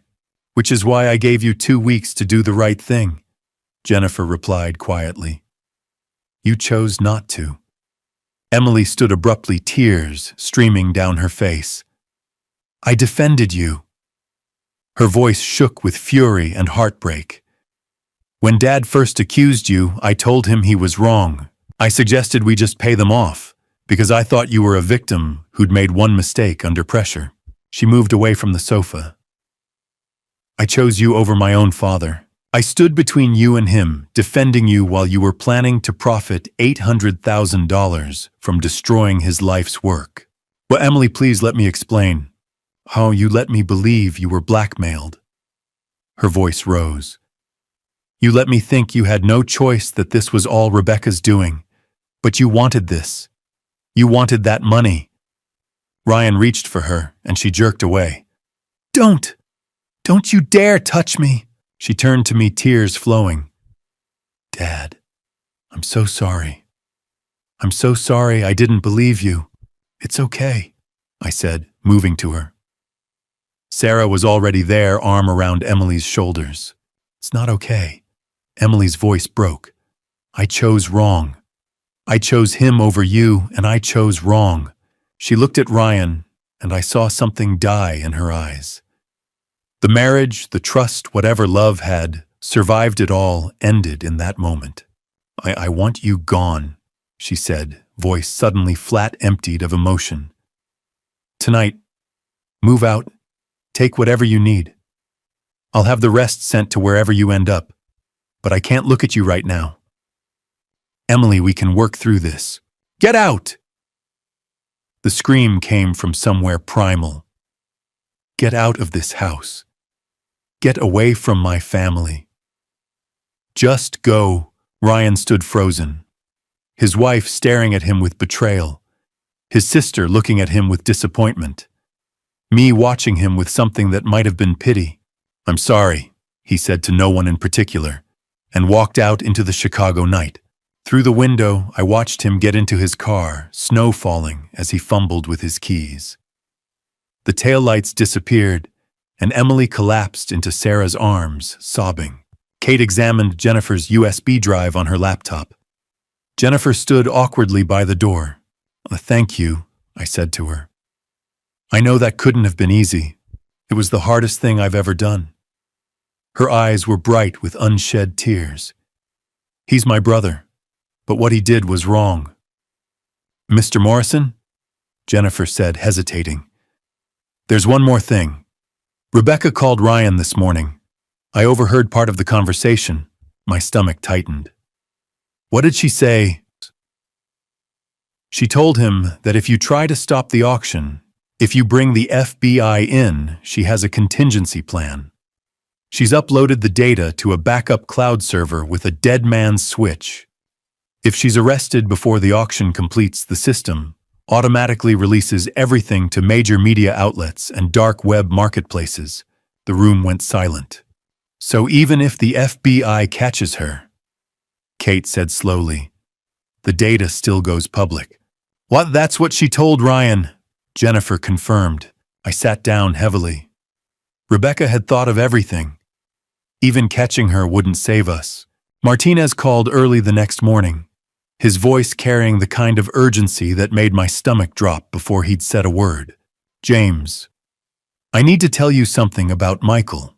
I posed as a family friend and spoke with his oncologist yesterday. The cancer's metastasized to his liver. The doctor was frank. Michael doesn't have 3 to 6 months. He's looking at 6 to 8 weeks. Maybe less if things progress quickly. I sat down heavily in my office chair, staring out at Lake Michigan's gray January waters. 6 to 8 weeks. If I wanted any real time with my brother, if there was any chance of actual reconciliation before the end, I couldn't afford a drawn-out legal battle. The personal urgency crashed into the operational one. Rebecca's auction was ending tomorrow night. Less than 30 hours now, until someone would own the private data of some of Chicago's most powerful people. By the time Detective Walsh arrived with FBI Special Agent Lisa Torres, an hour later, I'd already accepted that the next 24 hours would determine everything. Torres was younger than I'd expected, maybe 40, with the kind of sharp presence that comes from climbing ranks in a male-dominated field. She declined coffee and got straight to business. Mr. Morrison, as of this morning, this is officially a federal investigation. Rebecca Morrison's connections to Russian cybercrime networks, combined with her attempt to sell potentially classified information to foreign entities, elevates this to espionage territory. We're looking at 15 to 20 years minimum in federal prison if convicted. Classified information, I asked. Your client list includes a federal judge and 2 sitting senators.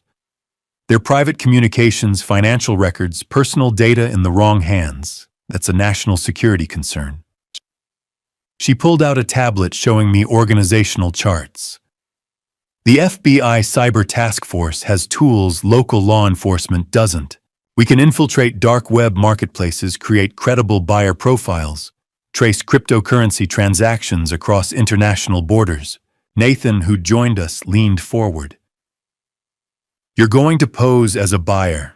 Exactly. We create a buyer sophisticated enough to be credible history of similar purchases.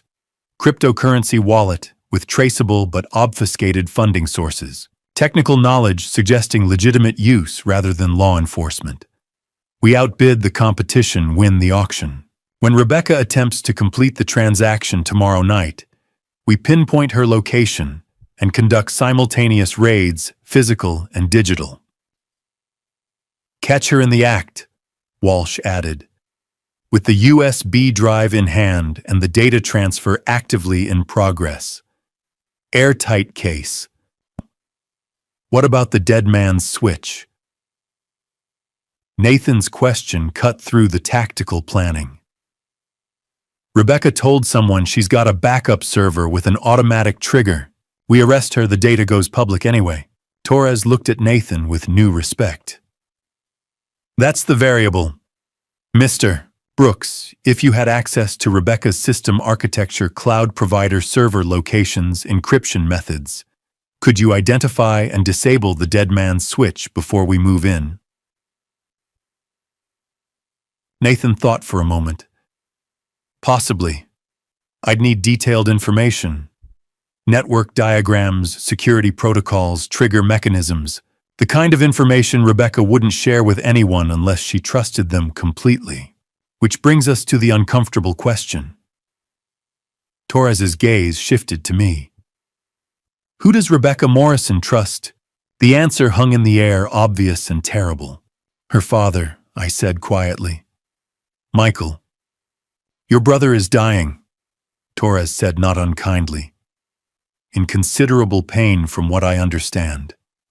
And he's watched his daughter become increasingly radicalized in her attempt to avenge what she perceives as family injustices, Mr. Morrison. If Michael could get us that technical information, even just the cloud provider and basic architecture, it might be the difference between preventing and failing to prevent a major data breach. You want me to ask my dying brother to betray his daughter? The words tasted like ash. I want you to offer your brother a chance to save his daughter from spending the next 2 decades in federal prison. Right now, Rebecca's facing espionage charges, computer fraud across state lines, attempted sale of classified information to foreign entities. With her Russian connections, prosecutors will push for maximum sentencing. 15 to 20 years minimum, possibly more. But if Michael cooperates, if he helps us disable that dead man's switch and prevent the data breach, that's substantial assistance. We can work with prosecutors on Rebecca's sentencing. Reduced charges, cooperation credit, possible placement in minimum security. She'd still face consequences, but not 2 decades in a federal supermax. I thought about Michael's face at Navy Pier, gaunt and yellow in the winter light. Thought about Helen's letter, that never reached me about Rebecca watching her mother die while believing help was just a phone call away. Michael's already lost his wife, his health, most of his life to circumstances beyond his control. I said, if I ask him to help arrest Rebecca, I might be asking him to lose the only thing he has left, his daughter's love. Or you might be giving him a chance to actually save her. Torres closed her tablet. Mr. Morrison, I've been doing this job for 15 years. I've seen what federal prison does to young people, especially brilliant ones like Rebecca, who get caught up in ideological crusades. 2 decades in maximum security will destroy whatever's left of the person she was. But 5 years in minimum security, with mandatory counseling, she could come out the other side still capable of having a life. The math was brutal. Help us arrest Rebecca. She serves 5 years and comes out at 37 with a chance at rebuilding. Don't help, she gets 20 years and comes out at 52 if she comes out whole at all. I'll talk to him, I said finally. But I'm not promising anything. This has to be his choice, not mine. Michael's suffered enough forced decisions in his life. Torres nodded. Understood. But move fast. The auction closes tomorrow evening at 8 p.m. We need to be in position by 7. If Michael can get us that information by tomorrow afternoon, we have a chance. Any later, and we're moving blind. After they left, I sat in my office watching the city move through its ordinary Wednesday afternoon. My phone buzzed. Unknown number. Uncle James?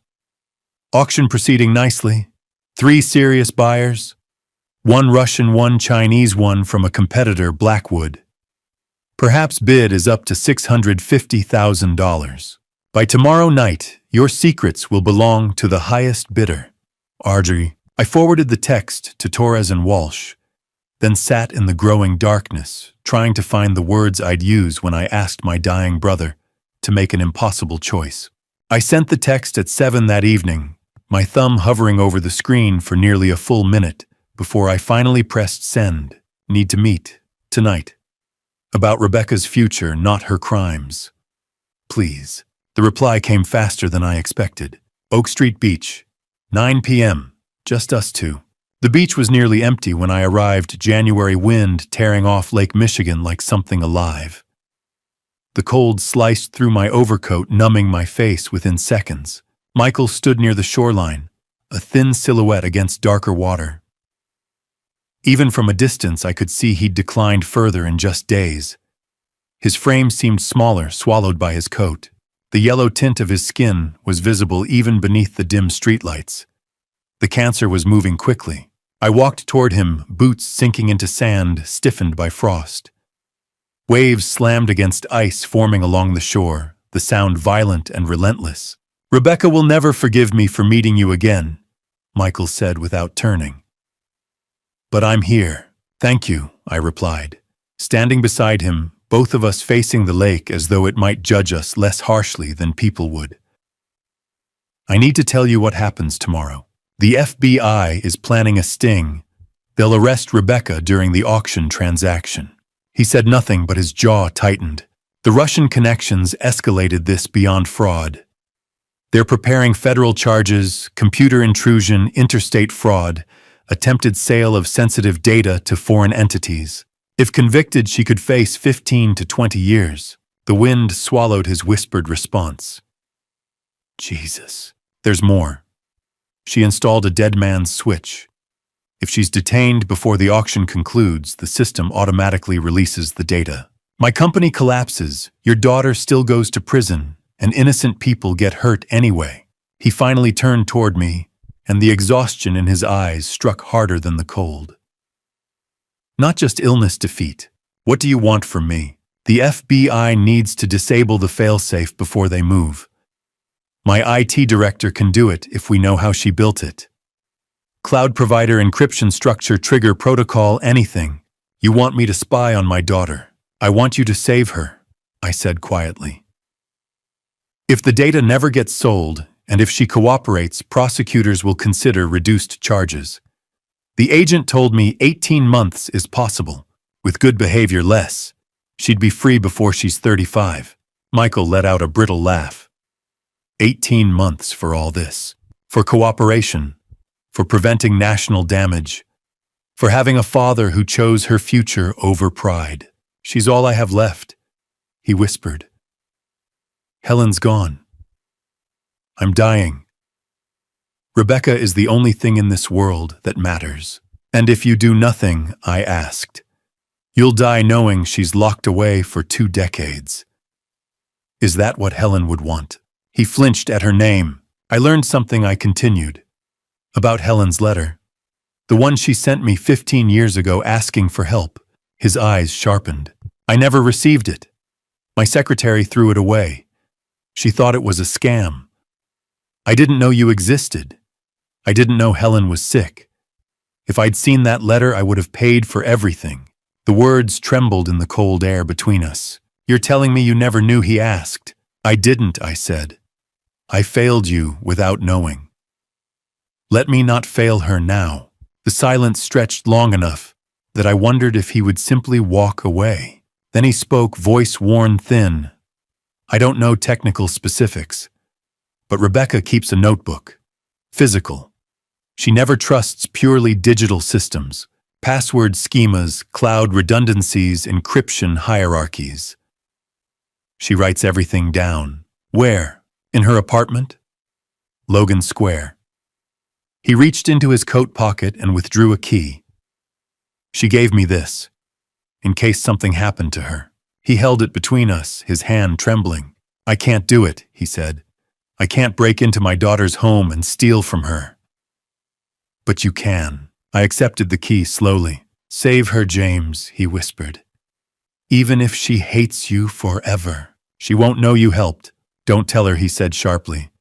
Let her think you betrayed her. Let her hate you. I'll be dead in weeks. I can't die with her believing I chose you over her. The request struck deeper than any accusation had. I'll carry it, I said. She'll never know. He exhaled as though something enormous had been lifted from him. She'll be at Caldy's in Lincoln Park tomorrow. 6 to 8. Public location, secure connections, multiple devices. That's your window. 2 hours. 2 hours to enter my niece's apartment, find the notebook, and pass its contents to Nathan before the FBI operation. I looked at my brother, frail, yellowed, but resolute. In that moment, he was stronger than either of us had ever been as boys. Thank you, I said. Just make sure she lives, he replied, turning back toward the lake. Make sure she still has a chance when I'm gone. I left him standing against the winter wind and drove home with the key heavy in my pocket. As the city blurred past my windshield, another thought formed. If I entered her apartment, I couldn't risk any trace that pointed to Michael. No ambiguity. No possibility she'd ever suspect him. I would need to leave signs of forced entry. Leave fingerprints. Trigger cameras deliberately. Make it clear I'd acted alone. If someone had to carry her fury, it would be me. By the time I reached my garage, the plan had solidified. Tomorrow evening, while Rebecca conducted her auction, I would break into her apartment. I would find the notebook. I would deliver the information to Nathan, who would relay it to the FBI cyber unit. They would disable the dead man's switch before the arrest. Rebecca would believe I'd betrayed her trust completely. That I'd invaded her home, stolen her safeguards, ruined her leverage. She would hate me with absolute certainty. And Michael would die believing his daughter never doubted his loyalty. Some choices cost money. Some cost reputation. This one would cost whatever fragile possibility remained between Rebecca and me. But if hatred was the price of giving her another chance at life, I would pay it. I had built an empire through calculated risks and strategic timing. Tomorrow would be the most dangerous calculation of all, not for business, but for family. And for once, I was prepared to lose everything except the one thing that still mattered, her future. I stood outside Rebecca's apartment building the next morning, Michael's key heavy in my pocket. The 3-story walk-up was pure Logan Square brick facade, narrow stairwell, no elevator. The kind of place a brilliant MIT dropout trying to stay off the radar would choose. Affordable, anonymous, forgettable. I was about to cross a line. Even with a key, entering without permission was still a crime.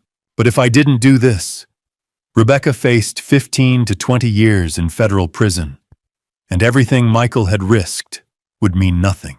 The stairwell smelled faintly of dust and detergent. Each step creaked louder than it should have. Third floor, apartment 3B. I paused at the door listening. Silence. She was supposed to be at Caldi's preparing for the auction. I checked the time. I had a window. The key turned smoothly. The door opened. I stepped inside, closed it softly behind me, and let my eyes adjust. The studio was smaller than I'd imagined, maybe 400 square feet. A Murphy bed folded up against the wall. Compact kitchenette.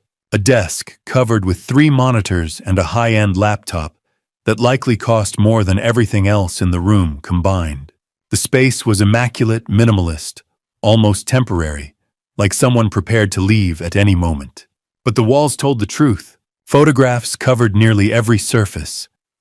Rebecca and Michael at different stages of life, birthday candles, high school graduation, hospital rooms.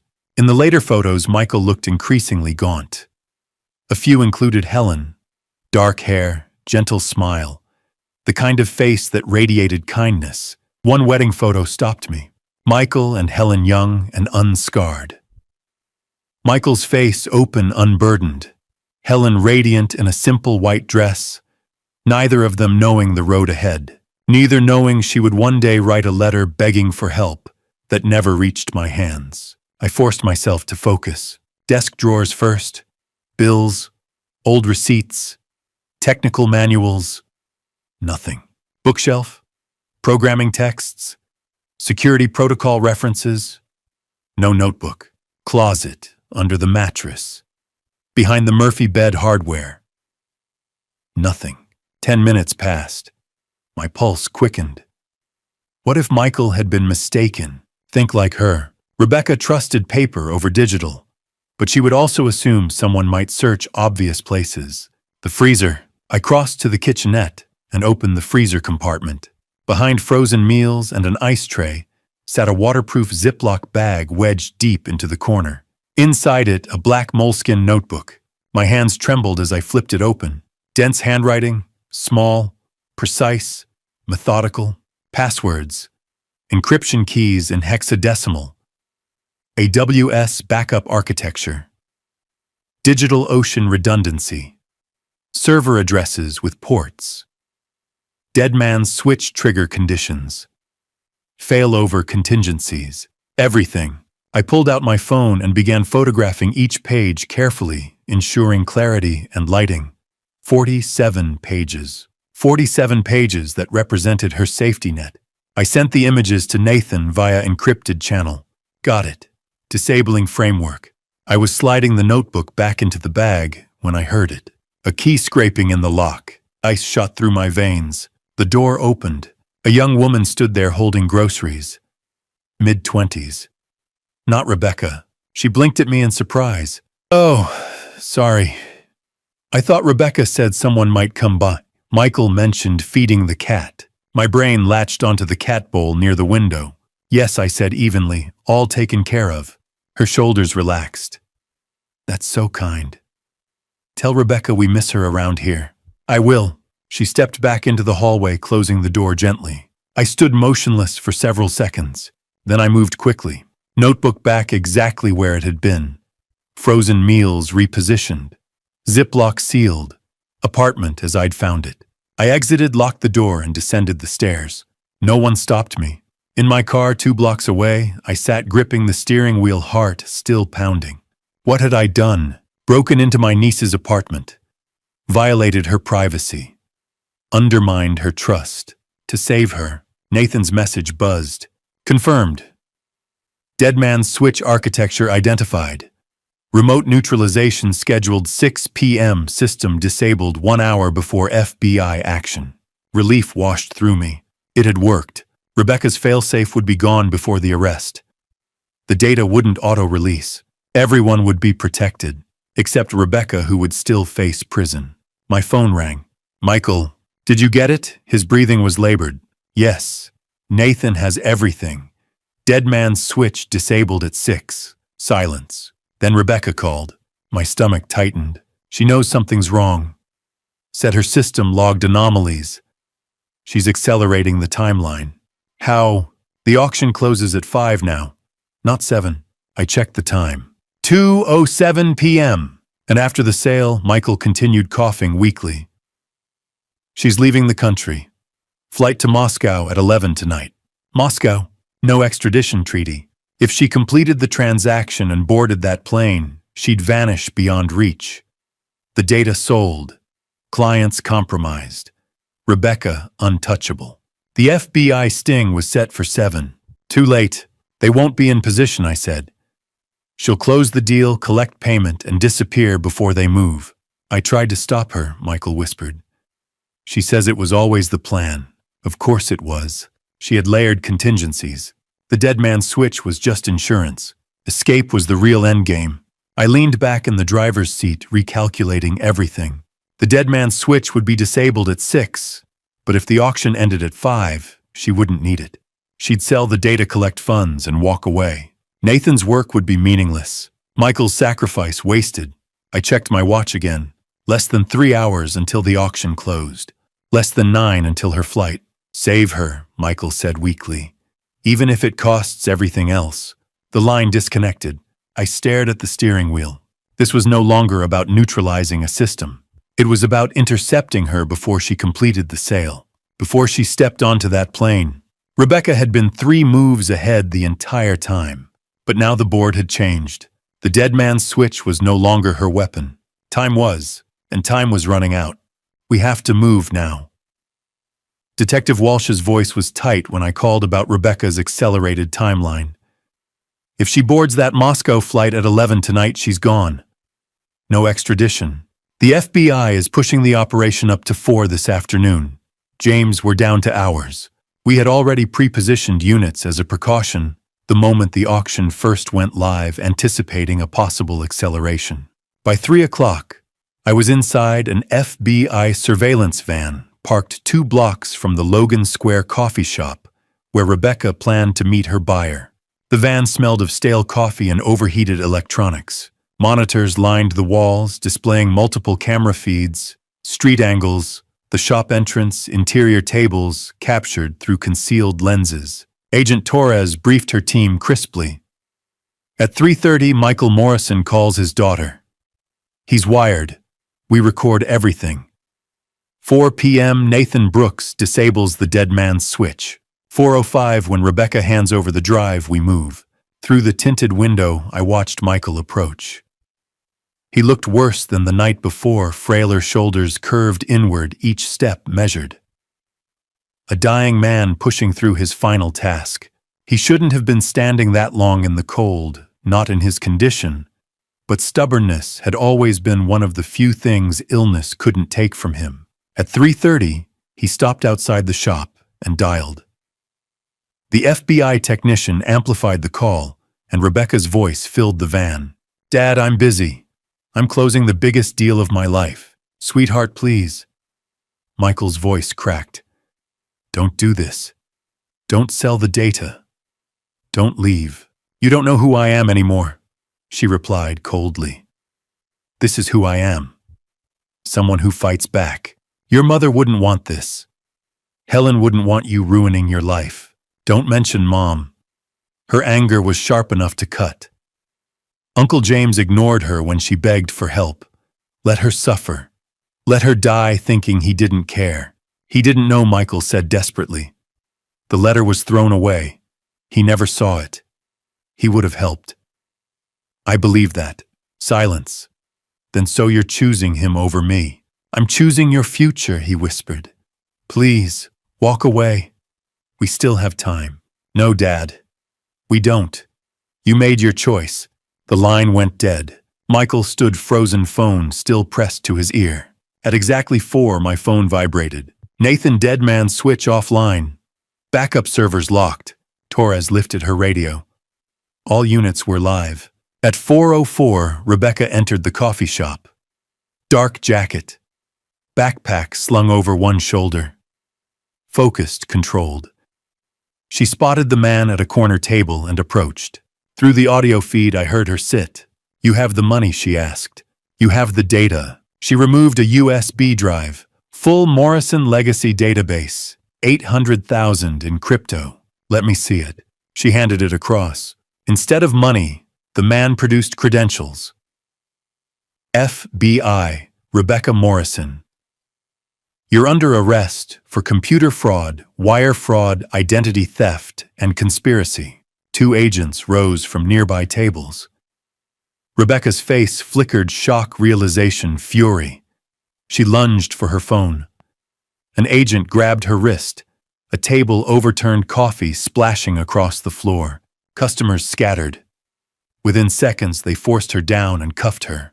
"You don't understand," she shouted. "He deserved it." Then she looked up, saw the van, saw Michael. Recognition struck like lightning. Dad. He saw it too the instant she understood. Something inside him collapsed. He clutched his chest and staggered. I bolted from the van and caught him before he hit the pavement. "Michael, can't breathe," he gasped. It wasn't cardiac. It was grief, raw and catastrophic. His body shook in my arms. "I betrayed her," he choked. "My daughter. You saved her," I insisted. "You kept her from disappearing to Russia. You kept her from 20 years in prison."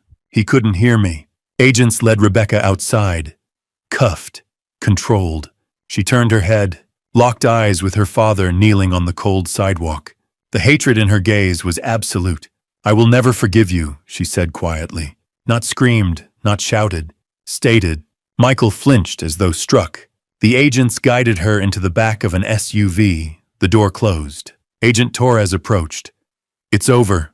The auction's terminated. Data secured. Your company is safe."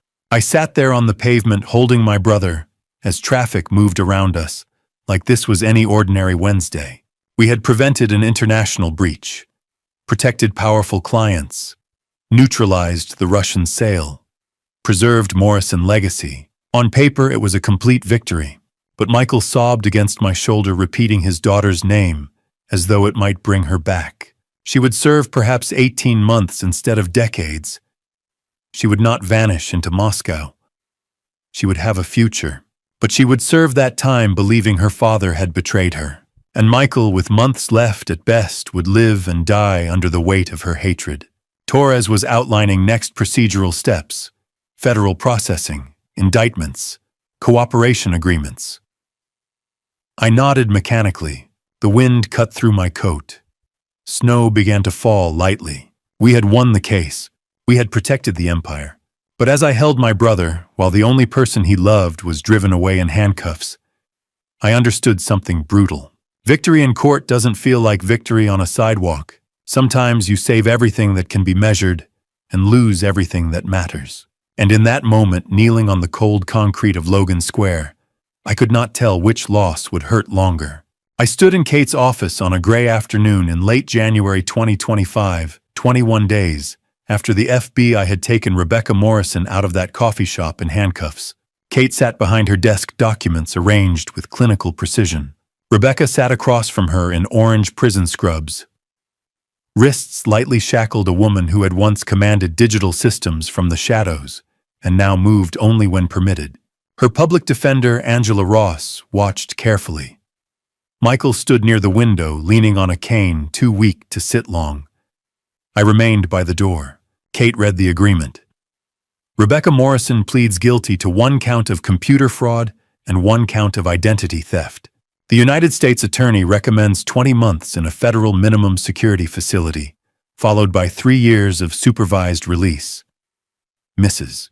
Morrison will provide restitution to Morrison Legacy for security costs and complete 200 hours of community service in a cyber awareness program for foster youth. Agent Torres added quietly, "The espionage and conspiracy charges are dropped. Without cooperation, you were facing 15 to 20 years. Rebecca's face did not move. She signed without hesitation. Michael stepped forward slightly. "Becca," he whispered.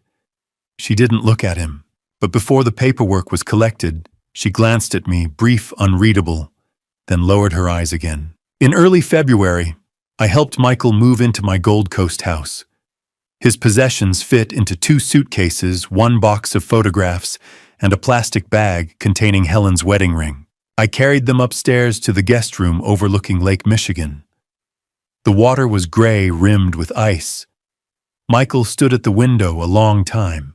"I've never had a view like this," he said softly. It was the first time since Catherine's death in 2019 that the house felt inhabited. From mid-February through March, we lived quietly. Every morning we drank coffee at the kitchen table. Michael told me about our mother, how she braided her hair before bed, how she sang while cooking, how she pushed our swings until sunset. He reminded me that I cheated in swing races and that he let me win anyway. We talked about foster homes, about the day a social worker split us because one family could only afford 1 child, about how he aged out of the system with nothing but a duffel bag. I asked why he never came looking.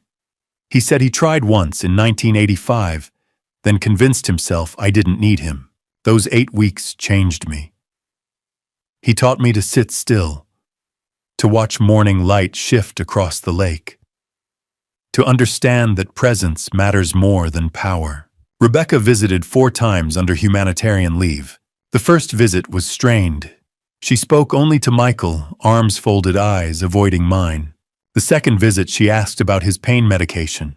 The third, she sat at our dinner table. At the end of the meal, she stood and said quietly, "Thank you for the medicine." She meant me.